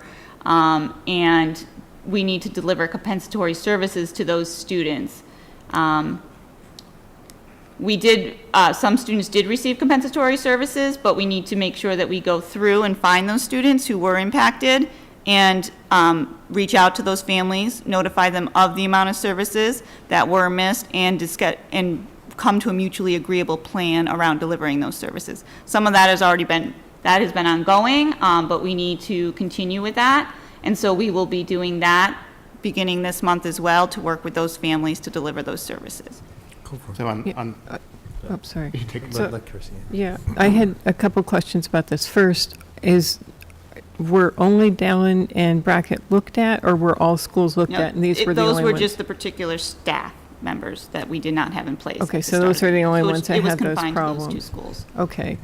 I understand that these students are going to get compensatory services, but to me, that it's not the same. You can't make up for the time that they've lost by giving them, I mean, maybe you can, but I think there's a really good chance that you're not. You know, you're playing catch up, and Sure, and so in the case of OT services, or PT services, there was, the person started October 1st, and so services began on October 1st, and so there was probably a 2 to 3 week period in which services were not delivered. And then going forward, students got their regularly scheduled services. At Dallin, because of the larger caseload of students who received speech and language, it took him longer to get his schedule up and running. So he had been making up compensatory services throughout the year, but we have not gone through all of them. right. But I'm saying that that means that there were a number of kids who Yes. went months and months without getting the services, which, No, there was nobody who didn't start services until December, but he didn't have his fully running schedule. So while he was trying to get the schedule up and running, so if someone may have needed to be seen 2 or 3 times a week, he was getting up the schedule so that he was getting them the first Okay. week, but going back to it. okay, so this is, I didn't understand He this from what started was. by October. I look at you. I would say, I want to say, like, it was October 15th or something. Sometime but- mid-October, I think, last Okay, year. Yeah. okay, so that's better than December. It's And still. he had been delivering also compensatory services throughout last year to make up for that. Right. I'm more concerned about the gap of time when kids didn't have services at all. Mm-hmm. And I'm trying, so it sounds like that wasn't as long as until December. Right. It was until maybe mid-October. He And started there's- in mid-October, so then he started seeing kids, but then he had to create a schedule to start Right, wrapping in right, those and extra to get services. the extra stuff, okay. Mhm. And some of them were delivered after school, and we are still working on, he has a much larger caseload, so we'll be reaching out to still continue to complete those. Okay. So my question is about the parental notification piece. Why didn't that happen? So we looked into that, and there was a period of time, particularly with the speech and language, where we didn't anticipate it. Not only did the person leave shortly before the start of the school year, but then we also had already hired a new person who then did not, well, we didn't hire the new person. We offered the job to a new person that we thought was going to start by the second week of the school year. And so that person then decided not to take the position, so then we went back to the drawing board. It was kind of a case of, they're going to start soon, and we didn't communicate between the principals and the special ed department on exactly when and where it was going to start. So it is a failure on our part. I mean, and as far as the PT services at Brackett, I mean, this, reading this was the first I heard about it. Still didn't get notification from the department about it. No, it's going to be coming from us. Okay. That, All right, let's keep going. I think we want to get to, yep. We got, So the notice of proposed school district action is when you get an IEP, it's kind of the narrative of the meeting, what the district plans to do, what was discussed at the meeting, and you have to answer, again, 6 very specific questions in that format. What the finding is that if you look down the 4th question, what evaluation procedure, test record, or report was used as a basis for the proposed action, that was the question that was not being answered with enough specificity. And so what we had been doing primarily was saying reports from specialists, teachers, providers were considered along with classroom observations. We need to say psychological report was considered, an OT evaluation, a speech and language report, instead of being general in that. And so we've trained our teachers around that. And we've also have broken out on the IEP software where you can either, again, you could do a narrative or you can answer the question. So we've asked them to change it so that you can't advance without answering the question. And we will be monitoring that through a record review process. Professional development, this was a finding that was shared by general ed and special education. So while we have been providing staff training on analyzing and accommodating diverse learning styles, we haven't been providing for all staff specific training on how to collaborate with one another and how to collaborate with paraprofessionals. So we do that with all of our new staff that come in, but we need to make sure that we're doing that annually with all of our staff when we do required training at the beginning of the year. So Dr. Chesson and I had worked together to update the training that gets provided to general ed staff on special ed requirements and policies and procedures, as well as collaboration. And principals have, over the course of this month, when they have either the staff were back in the building for the trainings or in their upcoming department meetings, they will be going over those trainings. Excuse me. 7 years ago, when I first came on the committee, this was an issue back then, and one of the things we were talking about, and I as a classroom teacher, was that involved in IEPs my part as a general ed teacher was the collaboration of that, was developing the partnership, and the IEP, when it came out, was something that I, as the general ed, the special ed teachers, the parents, we all agreed on, and that training became on-the-job training and working on it and stuff like that. I'm sorry to see this again come back up. This is something that should be ongoing on a regular basis, not requiring, to take it out and put it in isolation and doing it as professional development. I'm concerned about that, that's all. That's the state requirement. They want I to see understand, our I understand record of it. professional development, but I would have liked to seen it as part of our thing here is the active participation, and I'd like to see you as the special education director and the superintendent and the principals supporting and requiring this partnership going forward so that the investment is a positive thing. When you make something a state requirement, and Well, I think we have it as an ongoing basis, and I think teachers can speak to the many ways that they work with each other around that, but I think this is when it comes down to those pieces of the state wanting to see that you have a sign-in sheet that says, on this date and time, we talked about this. I mean, some of it's that specific. But I thought I just heard you talk about professional development. And if it's just a matter of record keeping, that's one thing, and I think people can handle that. But day-to-day interaction, and when we force something on somebody, it doesn't always work. When things are collaborative and working for the child, it's very positive and it does work. I just making a statement. I'm not. Yeah. This was an issue 7 years ago when I first came on. I'm sorry to see it come back again. I would say that the level of professional development around IEP requirements has increased, but even more importantly, the level of collaboration that is going on with gen ed and special education teachers is much more significantly improved.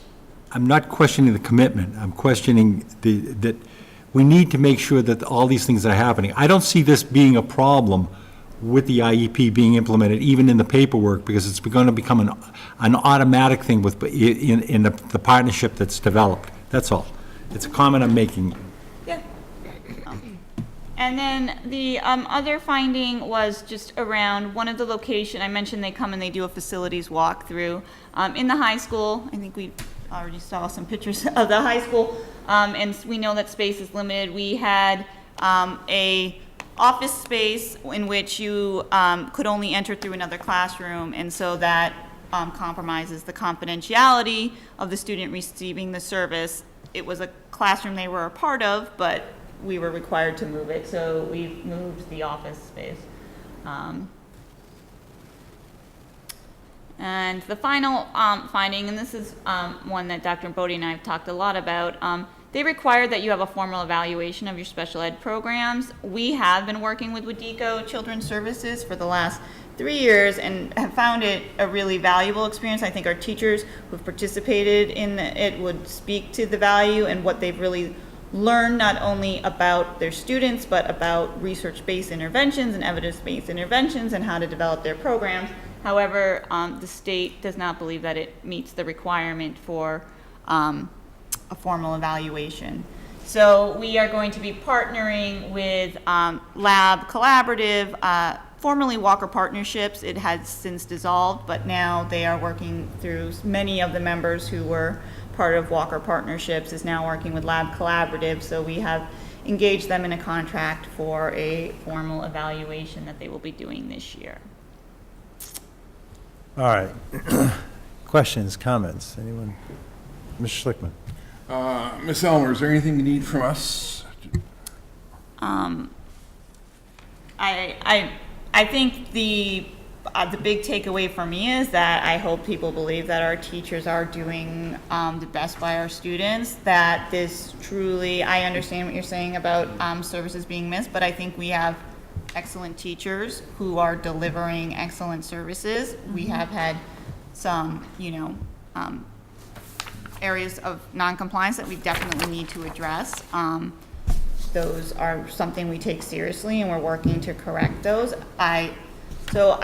We would ask for your support of our teachers in particular, because they're the ones who are delivering these services to students. And yes, there's a lot of federal and state requirements around special education.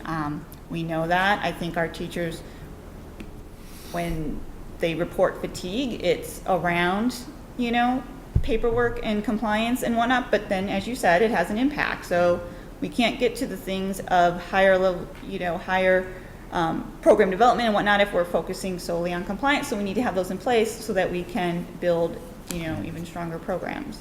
And just on one other thing, so we're clear on ELLs and civil rights. No, there is findings in those areas. I don't know if Mr. McNeil is going to present at a later date. There were findings in civil rights, and there was one area finding in ELE that was corrected through translation. It's mainly about translation, and we can talk about that at another meeting. We thought that this would be, we'll schedule it. But I would concur with Ms. Elmer said. I think that these are definitely compliance issues we have to do. These are regulations and they are requirements. And I would also agree that probably the thing that fatigues teachers the most is all of these, making sure you dot every I, cross every T. It's very fatiguing, but is the quality of the services we're providing excellent? I would say that they are. And I would say that the amount of effort on both gen ed and special ed to do the best for our students is a primary focus. And that is really the focus of discussions, like what is best? How can we help more? I mean, that is what they want to do. And certainly the work we've done with WDECO has only underscored that. Keep in mind, the CPR is a compliance audit. But what we have learned from the WDECO is how it's really had even a more focus, not so much on that, is like, what are you doing? What are the entrance requirements? How are you providing services? And the teachers have found that very, very helpful. They would not like to see us stop doing that kind of support. Yeah. Go ahead. So I'm not calling into question our teachers or their dedication. I think that we've heard about that. But at the same time, I know that we have been on a path where we're improving. I look back actually at 2005. In 2005, we had 35 things cited. And then in 2011, it was 21. And so we're definitely on a better trajectory. But what concerns me is that many of these things, I'm mostly talking about the paperwork compliance type things, they're neither new, different, nor complicated. And I'm just asking, why are we still making these mistakes? They're echoing criticisms and complaints I hear from parents. I'm not going out soliciting, I'm just kind of listening what's being said. And the things I'm reading are what the complaint I hear from parents would turn into. So I feel like, as Len said, that these are directly impacting they're impacting students, they're impacting families. And I just, it seems fairly clear what needs to be happening. Why do we need the DESE to come in and tell us, oops, you haven't done these things? So I don't have an answer right now. I'm just expressing frustration because I feel like, yes, we're improving, but I feel like we should have been further than this at this point. And that's all. I just want to clarify, my prior comments were not a criticism on the teachers and the staff. It's just frustration on my part going along. Thank you. Just one point before I think Len must start. Well, I was a school committee chair in 2005, and so the report was so bad that they required the chair of the school committee to go to DESE for a meeting. Oh, I forgot. Yeah, so we're not, We've not that bad. we've made progress. And I just would respond to one of the points you did make. So in looking at the previous findings and doing that comparison of what are similar findings, there were 8 that were similar to the 2011 finding. But the other piece that I do want to point out is that there may be 5 or 6 criteria. So progress reports were a finding in 2011, but in 2011, the progress reports weren't going out. Yeah, yeah. Now, the progress reports are going out, and they're going out timely, but they're not written exactly the way they're supposed to be. So I do want that, and that's where I think when Kathy and I, I'm not trying to sound dismissive of the requirements, but some of it does get down to, I mean, we did have a finding on the note that proposal, the notice of the school district's proposal to act. There's 6 questions. Well, one of the 6 we weren't at, we're getting a finding because we considered specialist reports, we considered the psychologist reports. So I do think, yes, there's still funding, but we are improving, and that is what people are, making mistakes on. So I do think, our team chairpersons, we have people who have caseloads of 98 cases, so that's at least 98 meetings a year. An IEP can go out with 30 pages in it. It's not a 6-page document. So, again, I'm not trying to dismiss that these are laws and regulations that we need to have in place, but those are why mistakes do happen. Okay, thank you. Excuse me, just based on that, this goes back to Mr. Schlickman's question, asking what do you need? I know money is tight and everything, but if bottom line comes to it, that we need more people, and I hear what you're saying, 98 is a phenomenal load. We've had teachers come and talk about staffing loads for guidance and social workers and things of that nature. We have a legal firm that should be catching and informing us of every one of these changes that come down the line to inform you, to inform your staff, so that we don't get caught in this stuff. So if we need staffing, if part of this thing is staffing to prevent this, we need to hear about it. And then it falls to us if we don't provide that staffing, and not to the other people. Mr. Cardin. Thank you. So for anybody watching at home, I provided the committee with the data on what other towns looked like for the last 2 years that underwent the same process. There were 57 districts, and the average number of negative findings was 4 compared to Arlington's 13. There's only 1 district that had more than Arlington, and the vast majority of districts had 7 or less. So we're a great district. Our teachers are great. We do great things, but we slipped up here. So I think we will need to acknowledge that, and I hope we can. Ms. Elmer, you were in Reading before you came to Arlington, and you just had a CPR right before you came. I think only had 3 reviews. Is there anything that you can think of that could explain the difference? So this review happened after I had been here for a year and a half, as I mentioned. So I think at the time that the review happened in Reading, I had been there for 3 years. So I had more time to correct some of the things before we got into the review process. Okay, thanks. So, I mean, I agree with everyone, 13's better than 21, but it's not acceptable. It's not good. It affects real people, and we need to figure out what's going on here that we keep underperforming. So this is, and again, this is the 3rd cycle we've done poorly. We corrected things last time. We got, our action plan in. We got certification that everything was implemented, and now we're getting cited on some of the same things. So I don't understand why we can't build a culture of compliance here. Maybe you need more time. Maybe that's the solution. Maybe our team chairs have too high of a caseload. I don't know, but I think we need to find out. And so to that end, I move that the superintendent is directed to investigate the root causes for the high number of issues identified in the coordinated program review and report back to the school committee in 90 days regarding the results of the investigation and any corrective measures to be undertaken. Second. Okay, discussion on Mr. Cardin's motion. Yeah, Ms. Starks. I don't understand how you're going to get anything different than the very detailed report that we just got that went in depth into each and every cause and told us what exactly they were going to do to fix it. So I don't see how we need this when we just did that. You want to respond? Sure.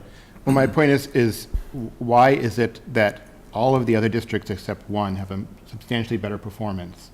Let's talk with them and figure out, do they do more trainings? What does their training schedule look like compared to ours? What does their staffing look like compared to ours? Why is it that time and again we keep messing up on these criteria? And yes, for each individual one, we figured out, well, we didn't know that it was 18 during the year, or we didn't realize this, or this one we were missing one of the questions out of 6. You know, other towns have the same requirements. How do they get all 6? Let's ask them and find out. Any other, Mr. Schlickman? I was on the committee too with you in 2005 when you Right. were called into Malden to receive the report, office. to make sure that the committee was aware of just how the department viewed Arlington special ed issues. And I know that we had substantive issues back then. I mean, this, you know, listening to most of these is that we got to somebody after their 17th birthday instead of before it, when the requirement was to notify for age 18. Yeah, I mean, that was a violation. A lot of this is dotting i's and crossing t's. And every one of these findings had a concrete description in this presentation and a concrete description of what we're going to be doing to correct it.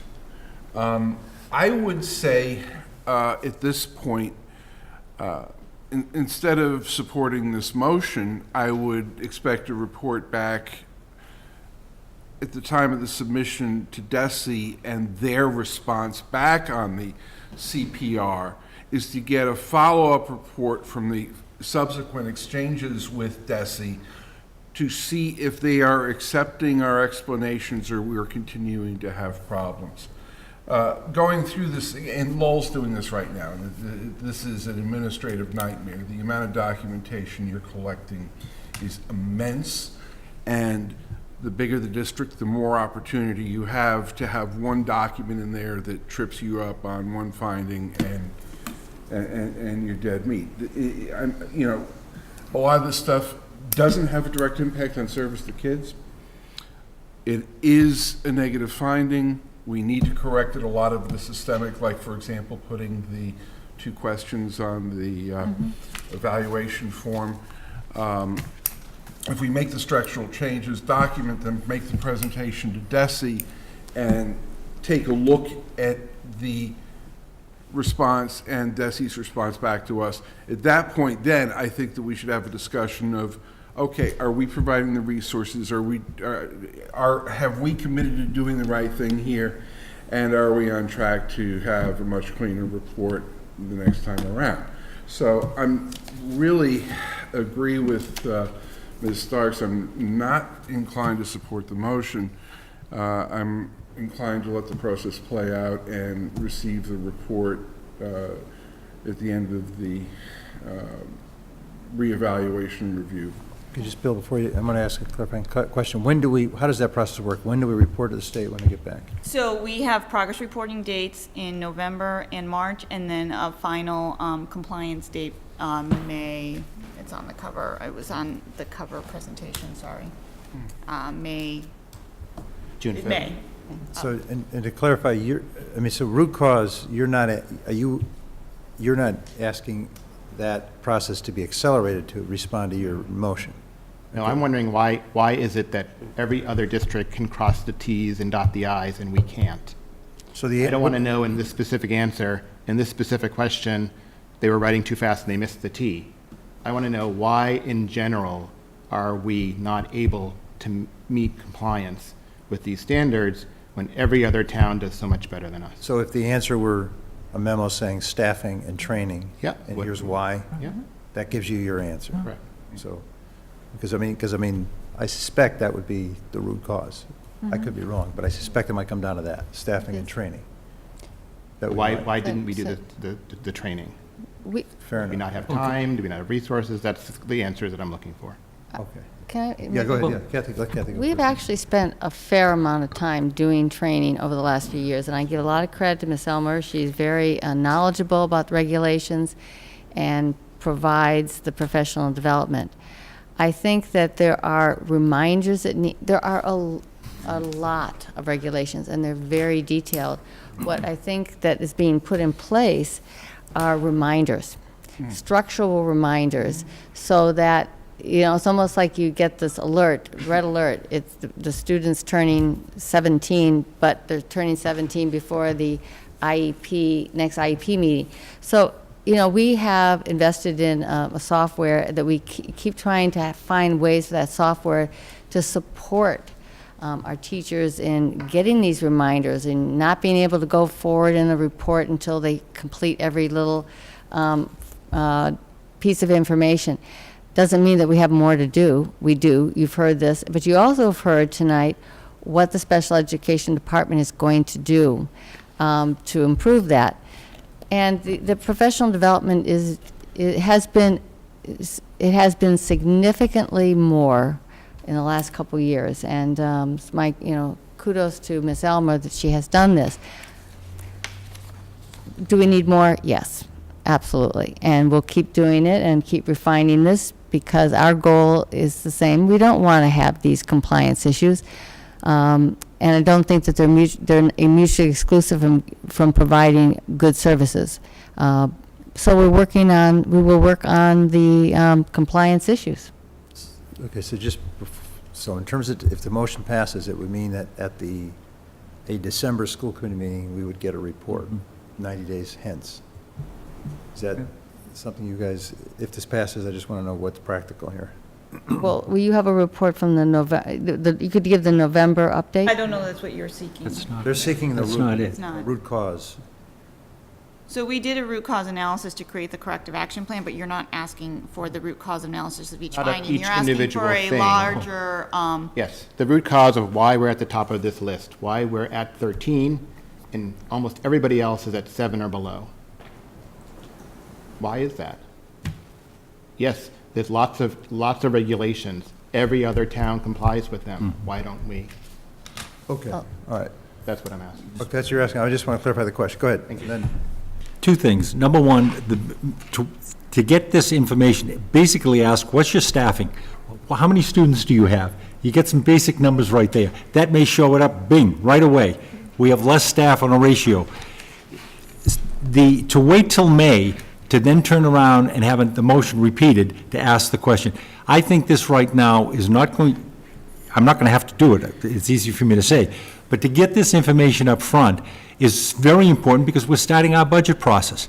If we've come down to the basic issue is staffing, we need to know this to go into the budget process and be responsible to this. If it won't be a black and white thing necessarily, just staffing alone. It may take all the correction actions that you've indicated here, and I applaud you. I think a lot of work and a lot of effort has gone into this. But I think Mr. Carden is absolutely right. There is something we have to do to follow the same rules as everyone else. Are they doing it because they have less? Is their population dramatically different than us? It may be as simple as that we have a higher rate than they do. If that's the case, then we go forward with what we're going through. But if it is a matter of staffing, I think we need to eliminate that.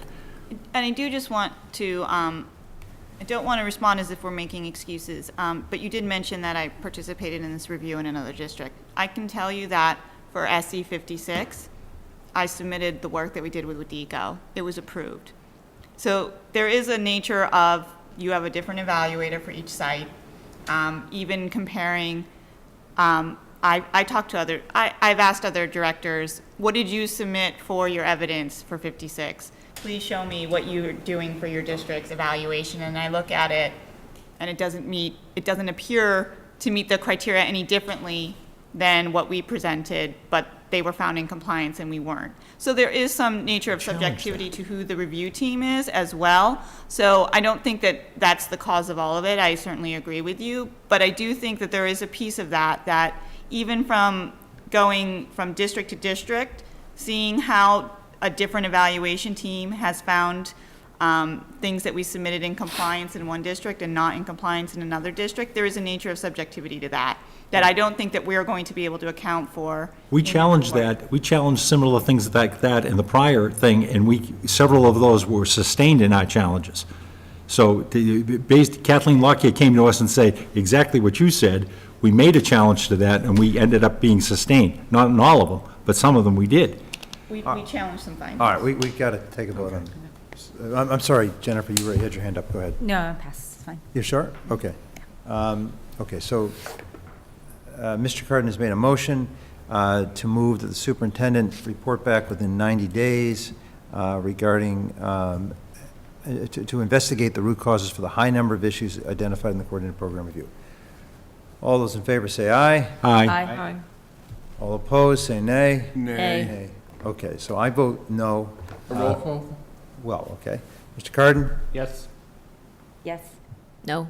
No. Yes. Yes. No. Okay, so the motion carries 4-3.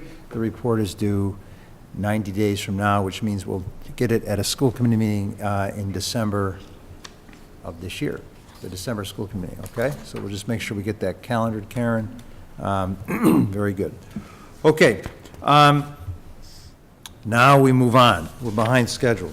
So we're going to make this, first thing is Dr. Bodie, appointing Dr. Bodie per EDCO's Articles of Agreement. Each member district executing this agreement shall annually appoint the superintendent of schools or one school committee member as a voting member of the collaborative board. We're going to reappoint Dr. Bodie. Can I get a motion to do that? So move. So moved. Second. All those, any discussion? All those in favor say aye. Aye. All opposed? The ayes have it unanimously. Okay, Dr. Bodie's report on enrollment, hiring, school building projects. Staffing. I have a lot of reports tonight that And not more than completely. that. And more, All right. okay, go ahead. Well, first of all, just thank you on the EDCO. There is a roundtable, and I believe I sent out the dates for you, and there should be actually someone who's appointed too as an advisory, and I think Well, I don't know, Why don't we- I. you volunteered to that. I volunteered for it last year, and I got it. I couldn't make it this time. It came very short, the very first one, but I've scheduled all the rest of them. You sent out that notice, and I put it in my calendar for the rest of the year. Okay, great. And I asked, there was an MASC person, I asked them to please send his notes to us, so I'll pass it out to the members as soon as I get them.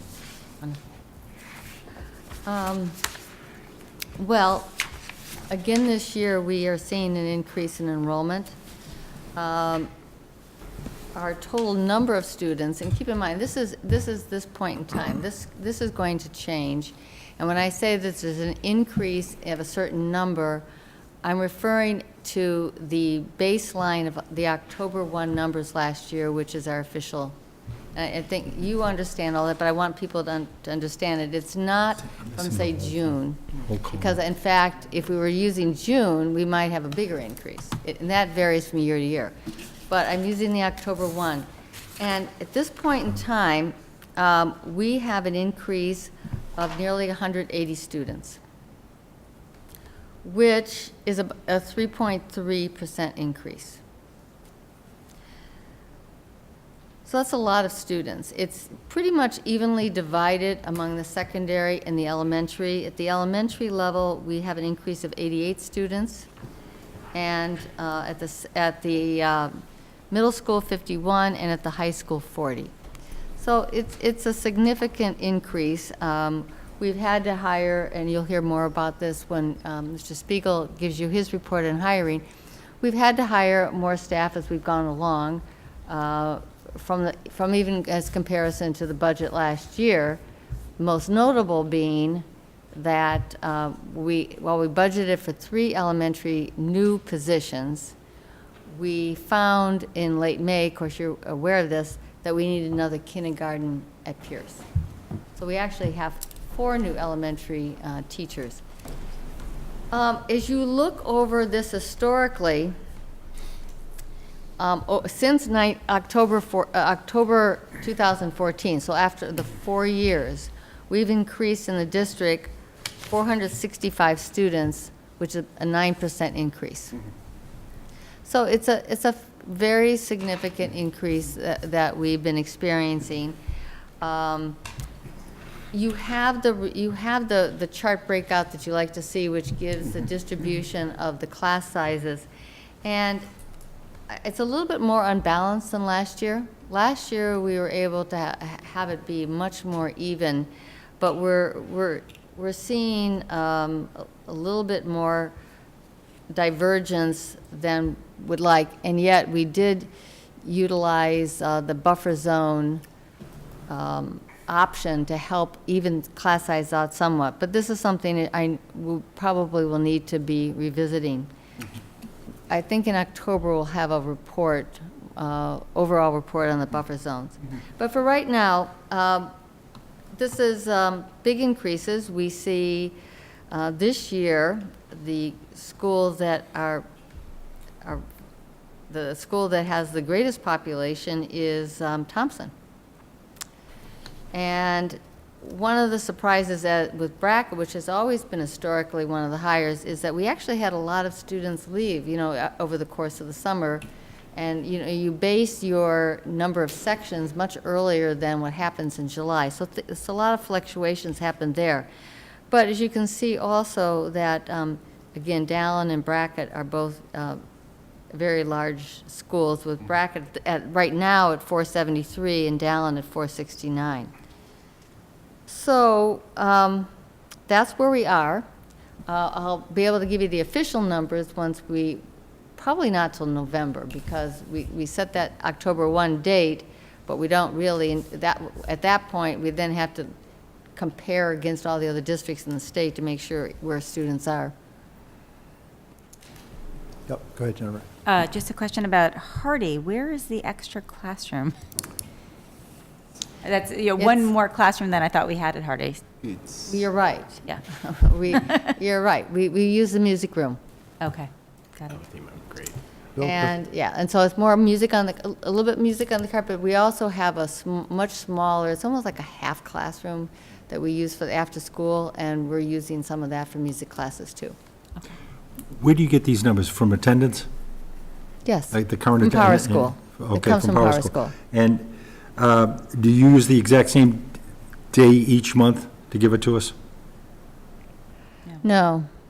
We always have to do. Yeah, there were more frequent ones during the summer. We'll probably set a certain time. And let me rephrase it. It isn't just attendance, it's those that are assigned to the school that day. Assigned to the school that day and are in Power School. Okay, okay. The other question is, We hope we're one to when one. you give us this figure here of 5,632, that does not include day out of district and residential students, am I correct? That's correct. And any other, Well, and any other student that may be out of the assigned for X amount of days or something, that are assigned to the district, in other words, but are not physically in one of our 9 schools. That's correct. Okay, That's and, right. and so the number that the numbers that we get our Chapter 70 money will be greater than this, am I correct? This plus those students. Yes, and there's also some for preschool as well. This does not include the preschool, which is roughly around 70, something like So that. I guess going forward, it may not be on a monthly basis, but I think quarterly or something, we need to see those figures as well, and the public needs to see them, because that's part of it affects our budget and things of that nature. I mean, the out-of-district. Our total school population, and We can add that to this chart. you need a breakdown to differentiate, like, in other words, preschool, day out of district. I don't know how you describe the other ones that I was fussing with, but I don't want to do any identification, but I think it's important for us to have the numbers. Yeah, there's another chart that Diane used to do. We can discuss at Budget Subcommittee whether Thank you. we continue that Right. going forward or not. The October 1 count drives the formula. Yes, So all the to formulas. have all the details on the October 1 count would be the one that matters. If you get a report in early October, that is not the official number. Right. Oh, I The official understand. number is, yeah, you know that, but it'll be more in November. In fact, I have last year's certification document. It was dated sometime in November. All right, we're getting a little off course here. I just, one more thing. I would ask the superintendent or whomever to verify the residents of all Arlington students that are going to vocational schools in the district. A couple of years ago, we had a problem with people claiming residence in the town, and we found out after we were committed to pay for them that they weren't. We have been vigilant on that. Thank you.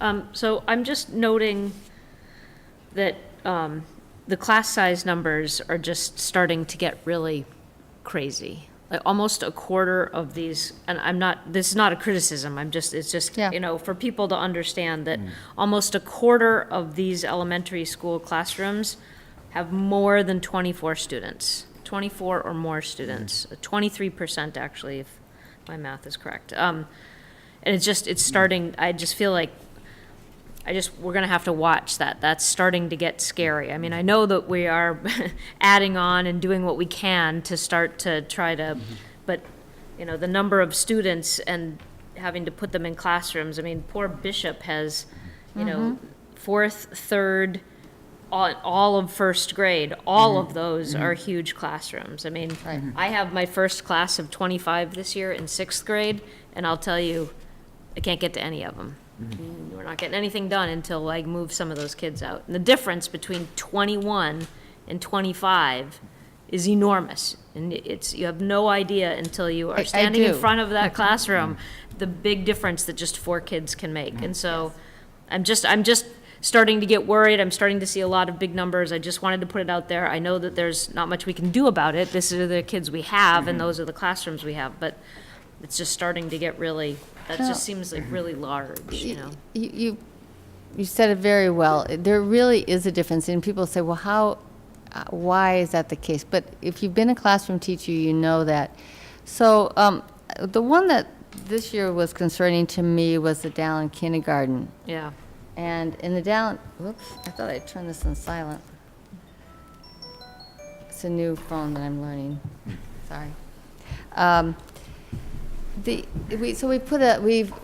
that situation, we put a TA, a full-time TA in each one of the classrooms, because with those numbers at the kindergarten level can be very difficult, particularly at at any time during the year.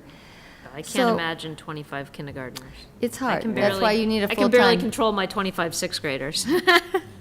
And they can zip their own zippers and wipe their own noses and open their own milk cartons. I think do a whole bunch of other things. I think All right, there's a lot of detail there. I think that one of the challenges for principals is that when you look at when you're rolling up your enrollments, and should you have 3 sections or 4 sections, you make the decision based on where you are in May. And that can change. And then what happens is you can see then some much smaller classes than you would have expected. And I wish that we could predict this, where there's going to be these shifts, but it's very hard to do.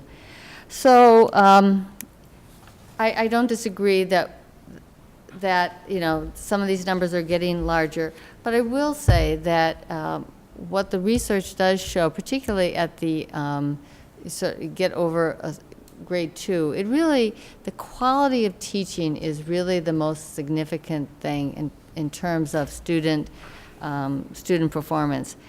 And but we will continue to monitor this. It really becomes a challenge, I think, particularly at some lower grades, if you get classes that are approaching 25, for sure. Can I ask, is there TAs in the Stratton classes, kindergarten classes, that are 24 and 24? There are, at the Stratton classes? Yeah, there's 2, you were saying there's full-time TAs in the Dallin kindergarten classes that have 24, 25, and I'm asking for Stratton, is there also? There is TA support, but I don't think that we have the TAs going full-time there. But that's something that we can look at. I think at Stratton, we're going to have one, if I'm recalling correctly. One, we've had several TAs in the district the last couple of years who have done a TA internship with different colleges, and I think one of them is going to be in one of the Stratton kindergartens. I just want to confirm that, but I seem to recall that is happening. So and those people are interns who stay the full day. Okay. In the classroom. Mm-hmm. Mm-hmm. Okay. Thanks. That's it. All right, so, did you want to? Just quickly, so first grade is also troubling at Pierce and at Bishop. Do we have any extra support at that level? Yes, Okay. yes, we have at Bishop. Okay. And we also have, Pierce. we've put some extra support at Pierce, and we may be doing some more extra support at Pierce. Okay, thanks. We should move to the Yes, let's move, staffing. yes, move us. Mr. Spiegel? So we have a brief, similar update. This is the brief update that we do just to sort of go over what we've been doing all summer and what the staffing overall looks like. We'll have a more detailed report in October when we do the diversity staffing report. So we have several new administrators in the district. Obviously, we have a new assistant superintendent and new chief financial officer here. We also have a director of guidance and social emotional learning. This was a position that had been unfilled for a couple of years. We had realized that we needed this position. We brought the revised job description to the committee last spring, and we were able to hire Sarah Bird, who is coming on, has a great background in both guidance and social emotional health, and is really going to be working with our guidance department and our social workers and teachers and everyone on social emotional learning in the district. We have a new director of world languages. I think, as you know, Catherine Ritz went to higher ed. She's at Boston University now, and we hired Dawn Carney to become the director of world languages. We have a .6 director of performing arts. That's another position that had been unfilled for a couple of years, where we had principals handling some of the evaluation and organization of the department, and we really felt the need that we needed a professional in performing arts to manage that department, and we've hired Bill Papazisis to come in and work at a .6 schedule to be the director of performing arts. We do have a couple new assistant principals, which were part of the budget process in the spring. A .5 assistant principal at Dallin, who is just a .5 assistant principal. That is her position. That's Samantha Karustis. And a .5 assistant principal at Hardy, who is also a .5 special education team chair. And that's Peggy Satsoulis, who's been with the district for several years. We also added the .6 high school dean.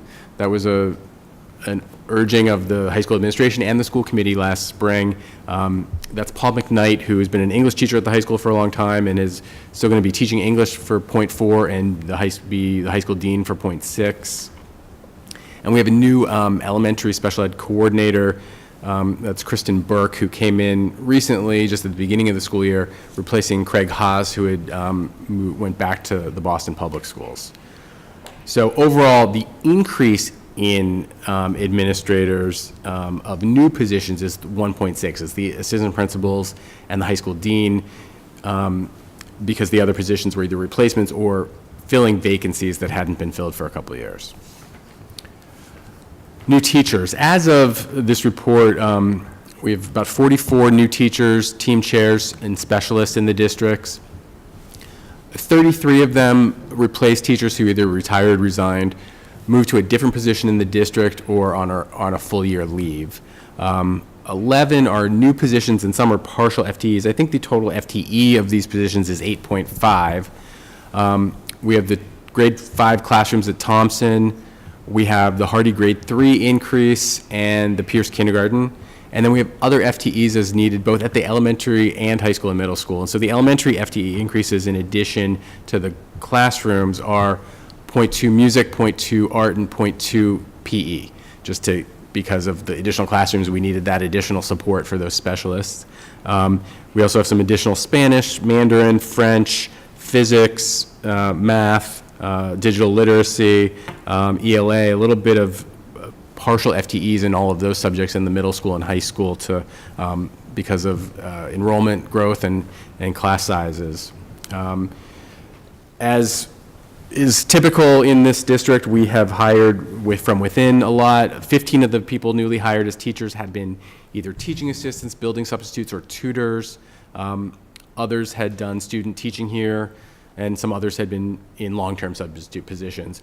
The couple other things that we have this year that are a little bit different, we have 2 full-time permanent teaching substitutes this year who are going to be covering for different teachers who are on maternity leaves of absence or other leaves of absence. Rather than covering for one teacher the full year, where we hire a teacher for the full year, they're sort of going from leave to leave that we know are coming up. And so we have 2 people, one at the middle school and one at the elementary level, who are going to be doing that. So those are the new teachers. And I have a breakdown by school of where our teachers are, or if they're split between schools. We also have, and I think this number has increased by a couple since I prepared this PowerPoint, 38, maybe 40 now, new teaching assistants, BSPs, tutors. Hiring process is still continuing for them. There are still some vacancies in teaching assistants. Most are replacing the people who resign. As we said, teaching assistants tend to be a position that people don't stay in for a long time if they're looking to become a teacher. As you know, some of the teachers that we hired were teaching assistants, so we had some openings there. Some of them had left for other districts or other opportunities. And we do have some additional assistants for kindergartens and class size needs and building substitutes. At the last count, I thought at least 6 had master's degrees. A lot of others are working on their master's degrees. We tend to hire well-educated teaching assistants in this district, and we've done pretty well there. After-school employees. So our after-school program continues to grow. So all of our elementary schools have after-school programs. Some of them are vendors that rent our space and use the buildings after school, but the programs at Hardy and Thompson and the program at the Audison are Arlington employees of the Arlington after-school program. And then Brackett has a vendor who runs one after-school program there, but we also have now an Arlington program that's a Spanish immersion program at Brackett. So we've added some staff because of that Brackett increase, and I think the Hardy, Thompson, and Audison programs are all very vibrant, active programs. We have new staff that we brought in for those programs. And so 14 new employees and 41 total after-school employees across the 4 schools. There's a director, and there are site coordinators and assistant site coordinators at all the sites. Other new employees, we've actually we had a traffic supervisor turnover. We have a new traffic supervisor at the Thompson School. We have more, we have a lot of new hires of cafeteria and recess monitors and substitute teachers, which we're always looking for. And so we continue to bring people in some of those positions. So again, the process, we start with, posting positions, recruiting.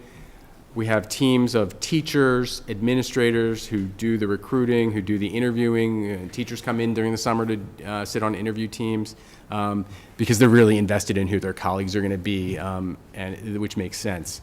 So from that process, the principal or the curriculum director submits a hiring recommendation to us. We bring them in. We meet with each person individually to go over salary and benefits. They complete the required paperwork and go over policies and trainings. And then obviously they have to have a CORI or fingerprinting. So we have a very busy central office staff all summer. The people in the superintendent's office, Deb Weinstein's writing letters, drafting letters all summer. Kelly Piggott's meeting with people on benefits and getting people into our different evaluation systems and our absence management system. Maria Lalicata in the assistant superintendent's office is doing a lot of work. Everyone in the payroll office, and the business office, we're really a busy group in the summer. So that all happens in the summer. Our IT department is very busy in the summer. Among all the groups that really had a lot of work to do in the summer is the IT department to get all the technology going in the district, just in general of all our technology increases, and then getting the new people set up in their technology. And Marie Janiak, who's our mentor coordinator, has been very busy getting that mentorship program set up, coordinating all the trainings in August, and making sure that all new teachers continue to have the mentoring and training that they need all year. And that's it. We're also doing mentoring for all the new administrators in the district, making sure that they all have a mentor. So it continues to be a vibrant process, and working to improve these processes all the time. Any questions? Yeah. Well, kudos to all the people that you mentioned. I know we've often talked many times, we are a growing district, and that comes with challenges. It's a good problem to have among problems, but it comes with lots of challenges. So kudos to all the people that you mentioned. I do have one question, though, about the assistant principals. I know that last spring we talked about 2 FTEs. Potentially distributed. Isn't that what we came up with? Or I may be. So one of the things I didn't mention, it wasn't specifically mentioned, in the new TAs and BSPs, we have, thanks. We have some building-based PSPs. So a couple of the schools I see. Okay, right. at Pierce, the schools that didn't get assistant principals Okay. got building-based BSPs. So they're a higher level Got it. paraprofessional to. I do remember that Yeah. being discussed as a possibility. Okay, great, thank you. Good. Yep. Obviously, we have two outstanding new hires at the table, but in terms of the leadership folks, can we sort of arrange over the next couple of meetings for the new folks in leadership positions out in the district to at least come by for about 5 minutes, say hello, show their face on camera so we know who they are and they know they shouldn't be scared of us. Too scared. Too scared. Right. School building update, do you want to give? What? All right. Yes, we can actually, we'd be happy to do that. Let's just see which nights they could come. Yeah. That'd be good. Yes, I want to do the building updates. I've already mentioned Stratton. You know, it was quite a push through August to make sure that it was open. There are still things to be done, landscaping. There's punch lists and furniture. I think that was one of the frustrations in August, was not getting the furniture in a timely way. And for that matter, we still don't have the actual furniture for the media center that was ordered months ago. So we had thought about having a ribbon cutting ceremony in September, but I think that the preference of the principal and myself and other people have talked about it is to wait until we have certainly all the furniture that's been ordered in place, so that, you know, people get the full impression of the building. But I don't want it to go too much later than, say, toward the end of October. So we're working on a date for that. But, you know, it was, it's really beautiful, a beautiful building. And I think one of the most impressive pieces of it is the new media center.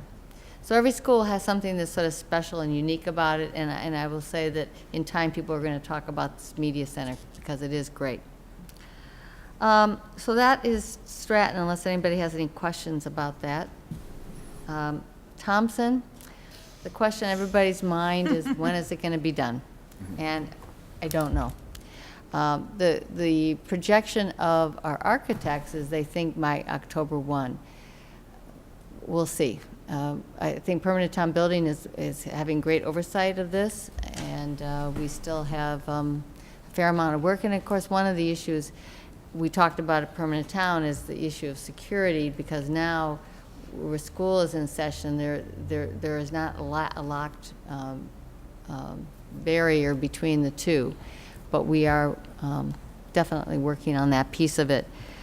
And I want to again publicly thank the Thompson teachers and administrators.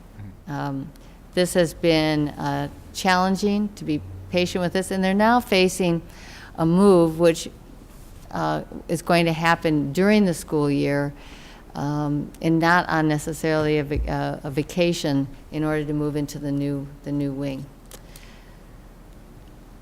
Gibbs, if you've been by Gibbs, you've seen a lot of, you've seen a lot of debris. Well, I think pretty much now all the interior demolition has been done. They have found some surprises, and that's not surprising in a building this old, as they have looked at the exterior. More of the surprises in the exterior, actually, in terms of some of the soffits. But they're finding solutions to that, and the important thing is that they are rigorously staying to schedule. And there's been some Saturday work that's gone on, and so that I'm not sure that really helps or detracts from the schedule. The schedule is happening as it should. And a lot of work has gone on with Gibbs, separate and apart from the construction, and that has been work on the furniture piece of it and the finishes, but more importantly, the work that's gone on this summer with planning for the Gibbs School in terms of schedule, programs, and it's not completed, but I would say hundreds of hours have been devoted to this over the summer. And the plan will be to have we already have been involving the teachers all along with this. They've been they've been terrific. But we're going to come to a point where we're going to have a parent meeting just to give people an update as to where we are. And my hope is that that meeting will also be able to give some, a brief overview of some of the transportation plans we've been looking at. So that's going along quite well. Then Hardy, we've had to move back the actual finish time. When we began this project, we thought we could do this as a CM at risk, which would have, so the construction, the contractor hired roughly the same time as a designer, so there'd be a more collaboration, which cuts down time. But since the project is under $5 million, we've learned that we can't do that, so it's a more sequential process now of, you know, having the design, then getting the contractor, then looking at, so it will be next November. The actual construction will start in March. So clearly we have to have a plan B for the increase in where we're going to have students next year in classes before we have to do a move there as well. One of the things that we did because, well, basically nothing's going to really happen too much on the outside until the spring. But even with that, we, through Capital Planning Committee, we invested about $20,000 in trying to improve and make safer the area on the Lake Street side for more of a play area. And I really do like I don't know if you've gone by to see the new sort of netting fencing that's up there. But that's actually one of the things that the Hardy Advisory Committee, when they come together this fall, will be looking at is the issue of the playground. We are in, the Capital Committee has committed $120,000, well, they have recommended. This still has to go to town meeting in the spring, but we have, that's in the pipeline in order to create this playground on the Lake Street side. But there also have to be looking at the other side of the school too, which would be something that'll be discussed and need to be planned for as we go through this process. And then the high school. We are really, it's really starting to pick up. I think that once we get a designer, the pace of all of this is going to feel a little bit faster than it has as we start looking at input from a whole variety of stakeholders. So that probably will happen by the end of the month. And we already had a little bit of discussion about that. So I don't know if there's any questions on any buildings? Go ahead, Jennifer. Just one question about, you mentioned that you're going to have a community forum, and just an idea of timing, October, November? Is there I think it'd probably be more like November. November? Okay. And I just want to encourage, when we talk about transportation, that we don't restrict it to only the transportation for students that live more than 2 miles, because there's a great amount of community anxiety for all those kids who live 1.7 miles who will not be walking to school. And we know that they'll be coming in from a direction where there's already a tremendous amount of traffic. And so the question is, what kind of solutions can we come up with as a town to handle that? Right. Yeah, so right. we've been looking, we definitely, our Director of Transportation, Mr. Angelo, has been looking at that. And what's going to happen, we'll only be able to give a broad stroke on this, because what's going to happen is that we're going to really double down on it in December, because Adam Korowski at that point will be freed up from other projects, and he's going to work with us. Great. On that. He's a good guy. So probably, yeah, he well, as you know, he worked with us on the redistricting. So I think that we'll have a more clearer plan, and actually part of this will be surveys. We want to get a sense from the 5th grade parents, you know, what their plans are in terms of how they were going to have their students come to school. So that's all, that will actually happen this fall. Great. Because that'll be part of some of the study about transportation. All right, I think we're going to move to the consent agenda. Do you have anything else you want to? Well, I did have a couple things. No, no, Just quickly, technology, 1,400 new devices, and we increased our bandwidth from 500 megabytes to 1 gig, and we have 2 1 gig lines. Good. Which is terrific. Dashboard, we put the press release out on that. Came out nice. I encourage people to take a look at it on the website. And then you can't help but come in and see the Unity project. This will be up for Town Day. This is a project in which there are 24 poles with 32 poles. And each one has a different, something somebody would identify as. I'm an only child, or I have siblings. And students have been out there, and they ordered 38 miles of string for people to connect what they identify with to the center pole. I learned this morning that they're now up to 32 miles up there right now, and so we probably will not be able to do much of people doing it on Town Day because it's just happening. But on Friday night, the Madrigal Singers and the jazz band will be playing outside in front as part of this project. All right, thank you very much. All right, consent agenda. All items listed with an asterisk are considered to be routine and will be enacted by one motion. There will be no separate discussion of these items unless a member of the committee so requests, which event the item will be considered in its normal sequence. Approval of minutes, regular school committee meeting, June 19, 2017. Approval of warrant, warrant 17209 dated 6/22/17, total amount 643,138.99.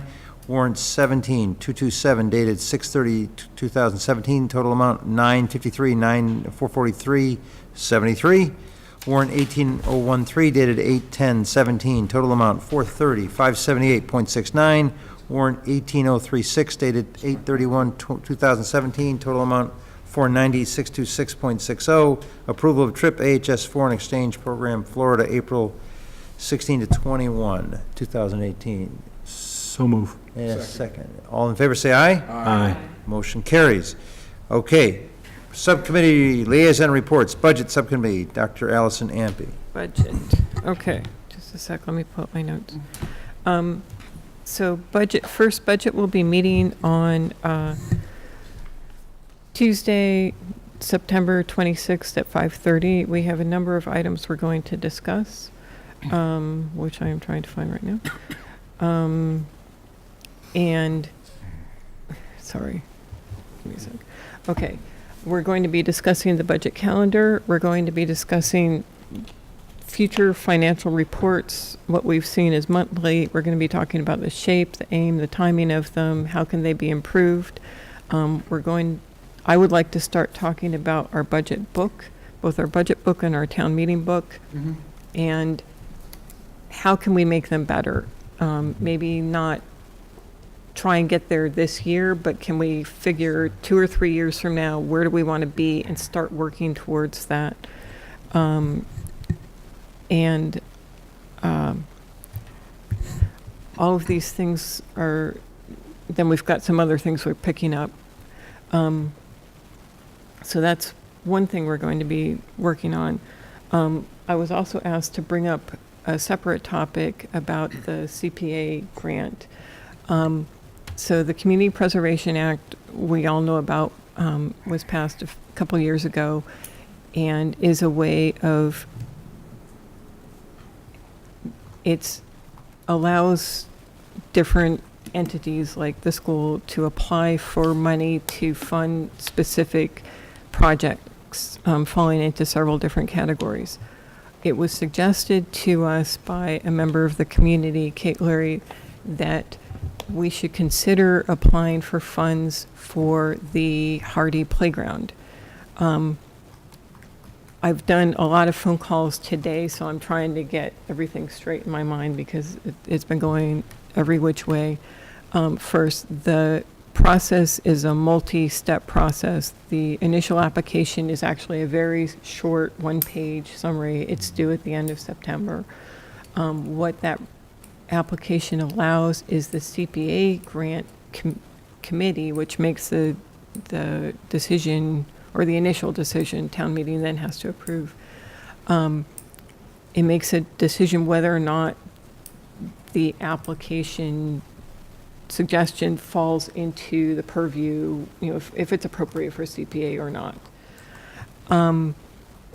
The pluses of applying for a CPA grant for some of the playground funding are that it can relieve some of the funding pressure on the capital budget, and perhaps allow us to end up getting more money for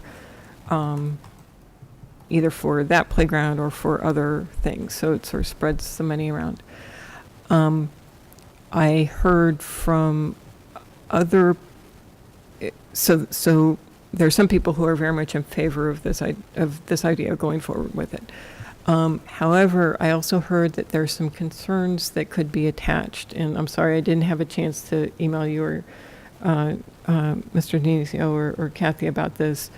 The concerns are that the legislation that created the CPA has some restrictions, and it's not clear whether or not the restrictions would apply to this or not. The restrictions suggest that if CPA funds are used, they may require the land to be designated as permanent open space. When I read it, it was unclear. It's definitely true if you are acquiring, like purchasing new land, but my non-lawyerly reading didn't make it clear. It wasn't immediately clear what happens if you already own the land and you're just rehabilitating a playground or something. Doug Heim knows it all. He can help you. No, we're gonna, let me finish. So it's definitely not a done deal that if we apply, we would get it, or that we would even want to continue the application. After discussion with all these people, I feel like, especially, I'm hoping that the superintendent and the administration agrees, it would be worth putting out the preliminary application, the one pager.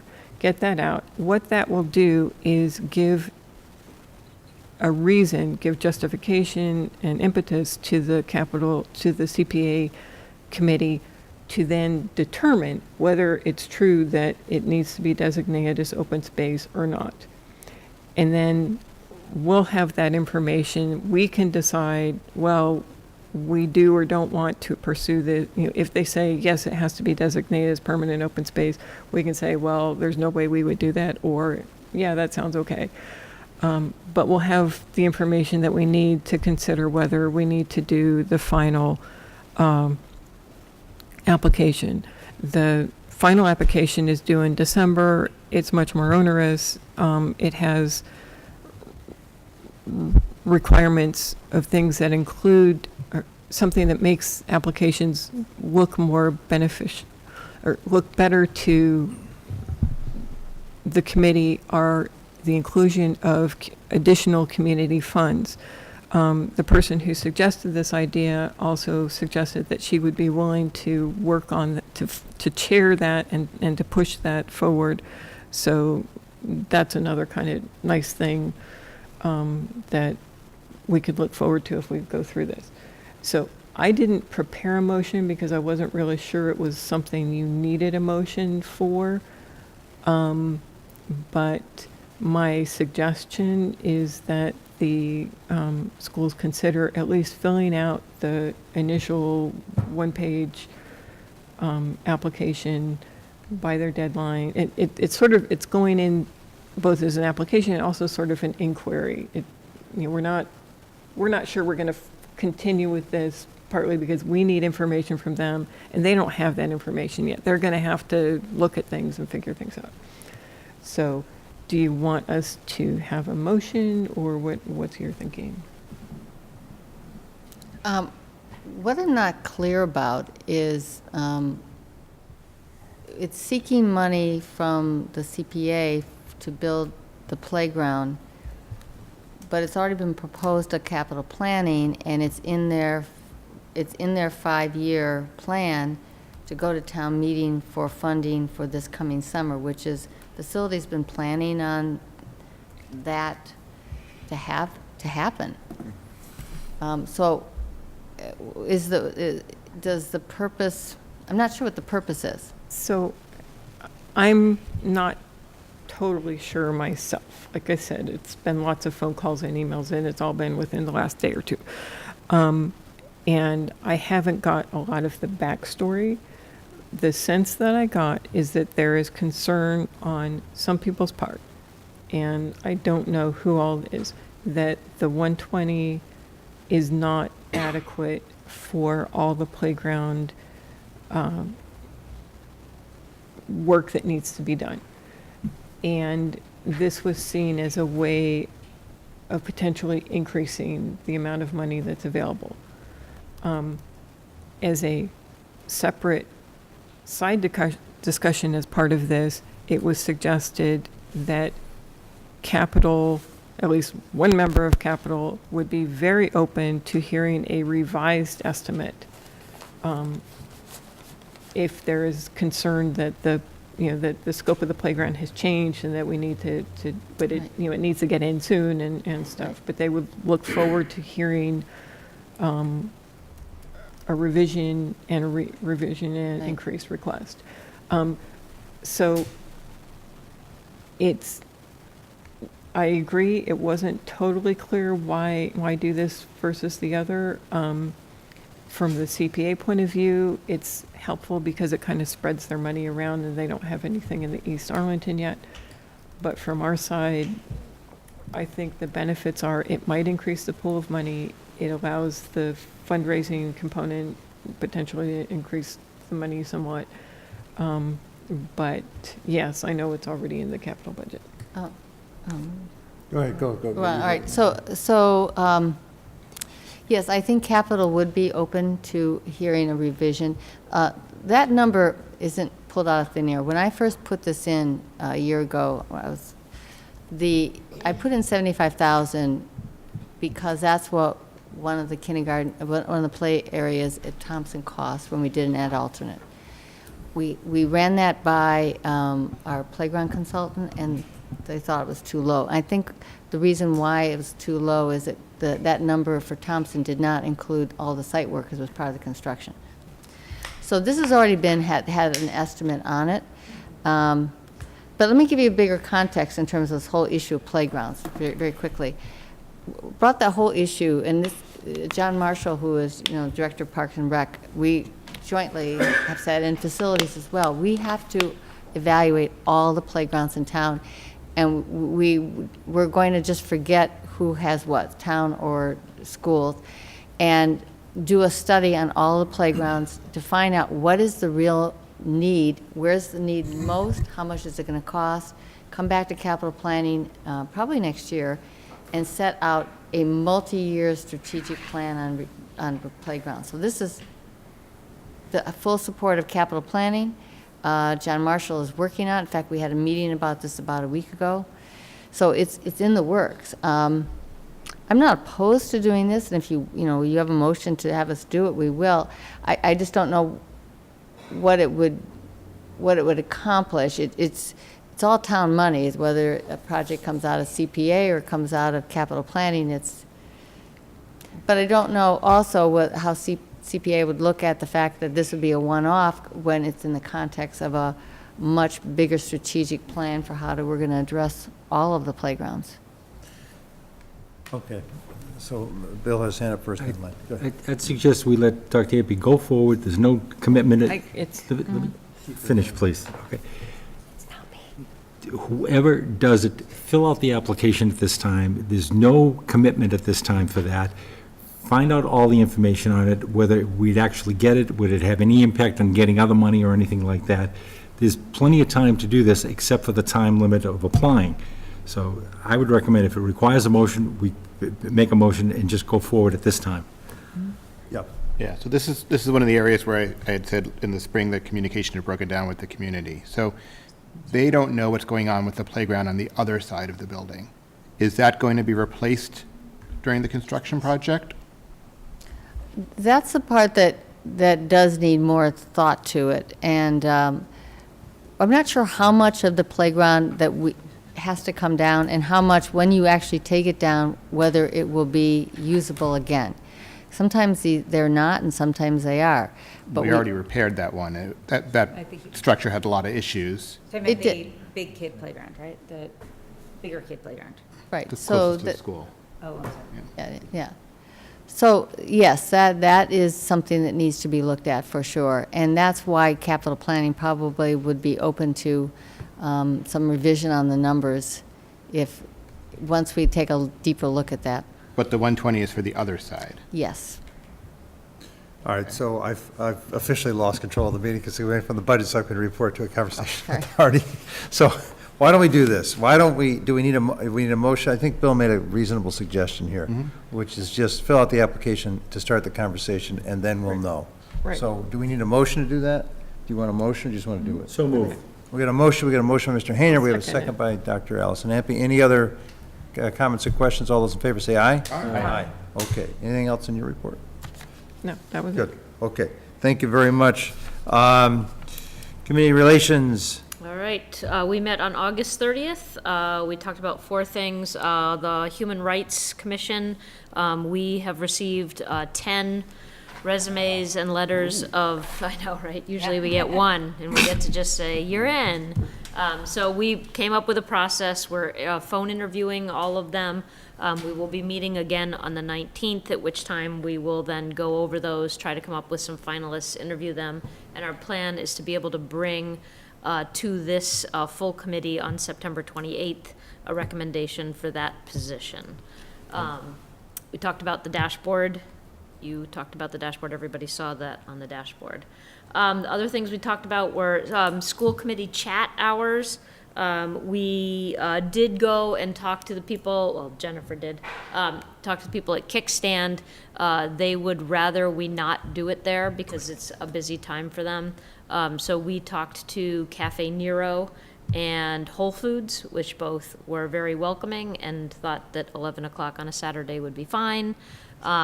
So we're just trying to figure out, do we want to pick one? Anybody have any preference? Do we just go back and forth? I think it's better if we always do it at the same place.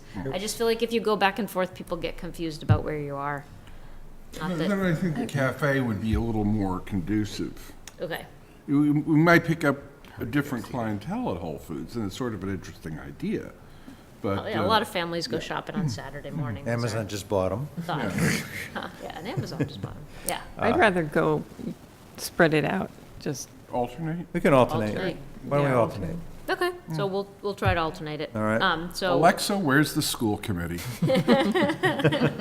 So I have sent out a doodle to everybody with all of the dates. So it's still the first Saturday, 11 to 12. Did you And send if the doodle? everybody, I just sent it out today. Oh, okay. If you can just check off which ones you are available for, I will then make up a schedule once I see who's available for what, and we'll send that out.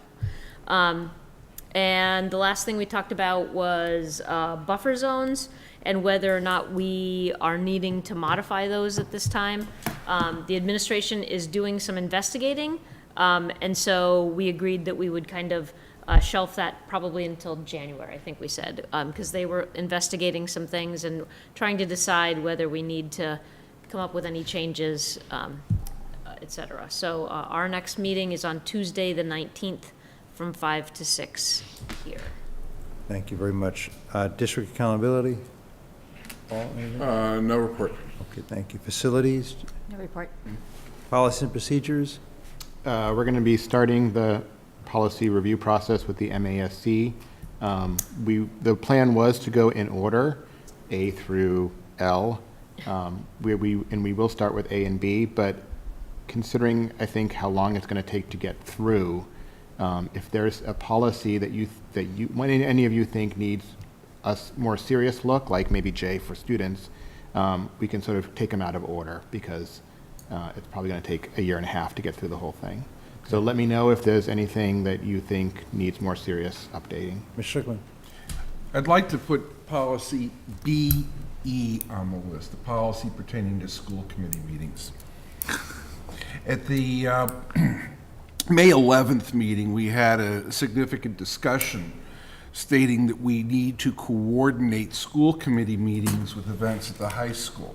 And we held our calendar open for a couple of months before we voted it. So we vote the calendar, and here we are. First meeting of the school year, we've got a conflict with the Parents' Night in the high school building. And I'm sure that it was an inconvenience to the people who were coming to our meeting because the nearest open parking spot was probably the other side of Jason Street. If we make the statement at a meeting and make it emphatically, and the principal disregards at the first meeting of the school year, I think maybe we should consider putting language in the meeting policy pertaining to aligning the calendar with other events. Okay, Okay. thank you. Well, consider it. Cindy, did you send me an email about a? I sent you an email about the thing that came out of Somerville about, I think it was on the Yes, we can. listserv. We had discussed that a little bit in the spring. We'll look at that also, that example also. Yeah, okay, great. Yeah. Anything else for policy? Okay. School enrollment task force, we're really kind of out of business, aren't we, that group? It may stick up again if we start opening the borders again. Yep. Okay. Legal services review. Nothing at this time. It's my hope to meet with Mr. Carden and bring forth a motion to either end this committee or to a specific direction for it. Arlington High School School Building Committee, we meet next on October 3rd at 6 PM in this room, and we'll have an update on the whole process at that time.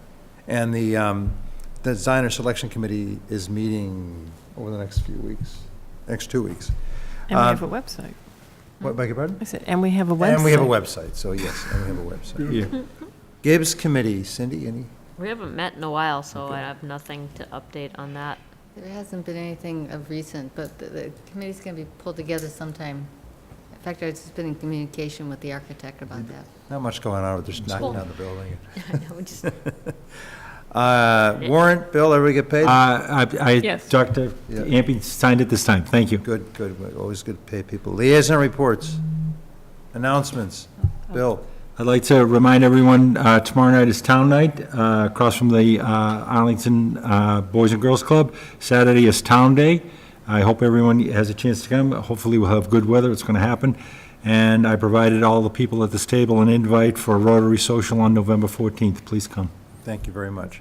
Any other announcements, everyone? Yes? Oh, it's just liaison report. Oh, I'm sorry. Sorry, I'm planning to meet with the Bishop PTO, and just to say that when I've had a liaison to a school, I found it incredibly valuable to meet once or twice. I mean, going to every meeting is a little bit crazy, but just to sort of check in with the school, and it's been beneficial on all counts. I really valued that. Thank you. Anything else? Anybody got, okay. Any future agenda items? Yes. We already mentioned this, but I'd love to see the 2 other reports that were for English language learning, and I'd love to see that at some point. And civil rights. Civil rights. Okay. Executive session. Do we have it? We have. Yes. We're going to go into executive session, but we're not going to come out to vote on anything. I don't think so.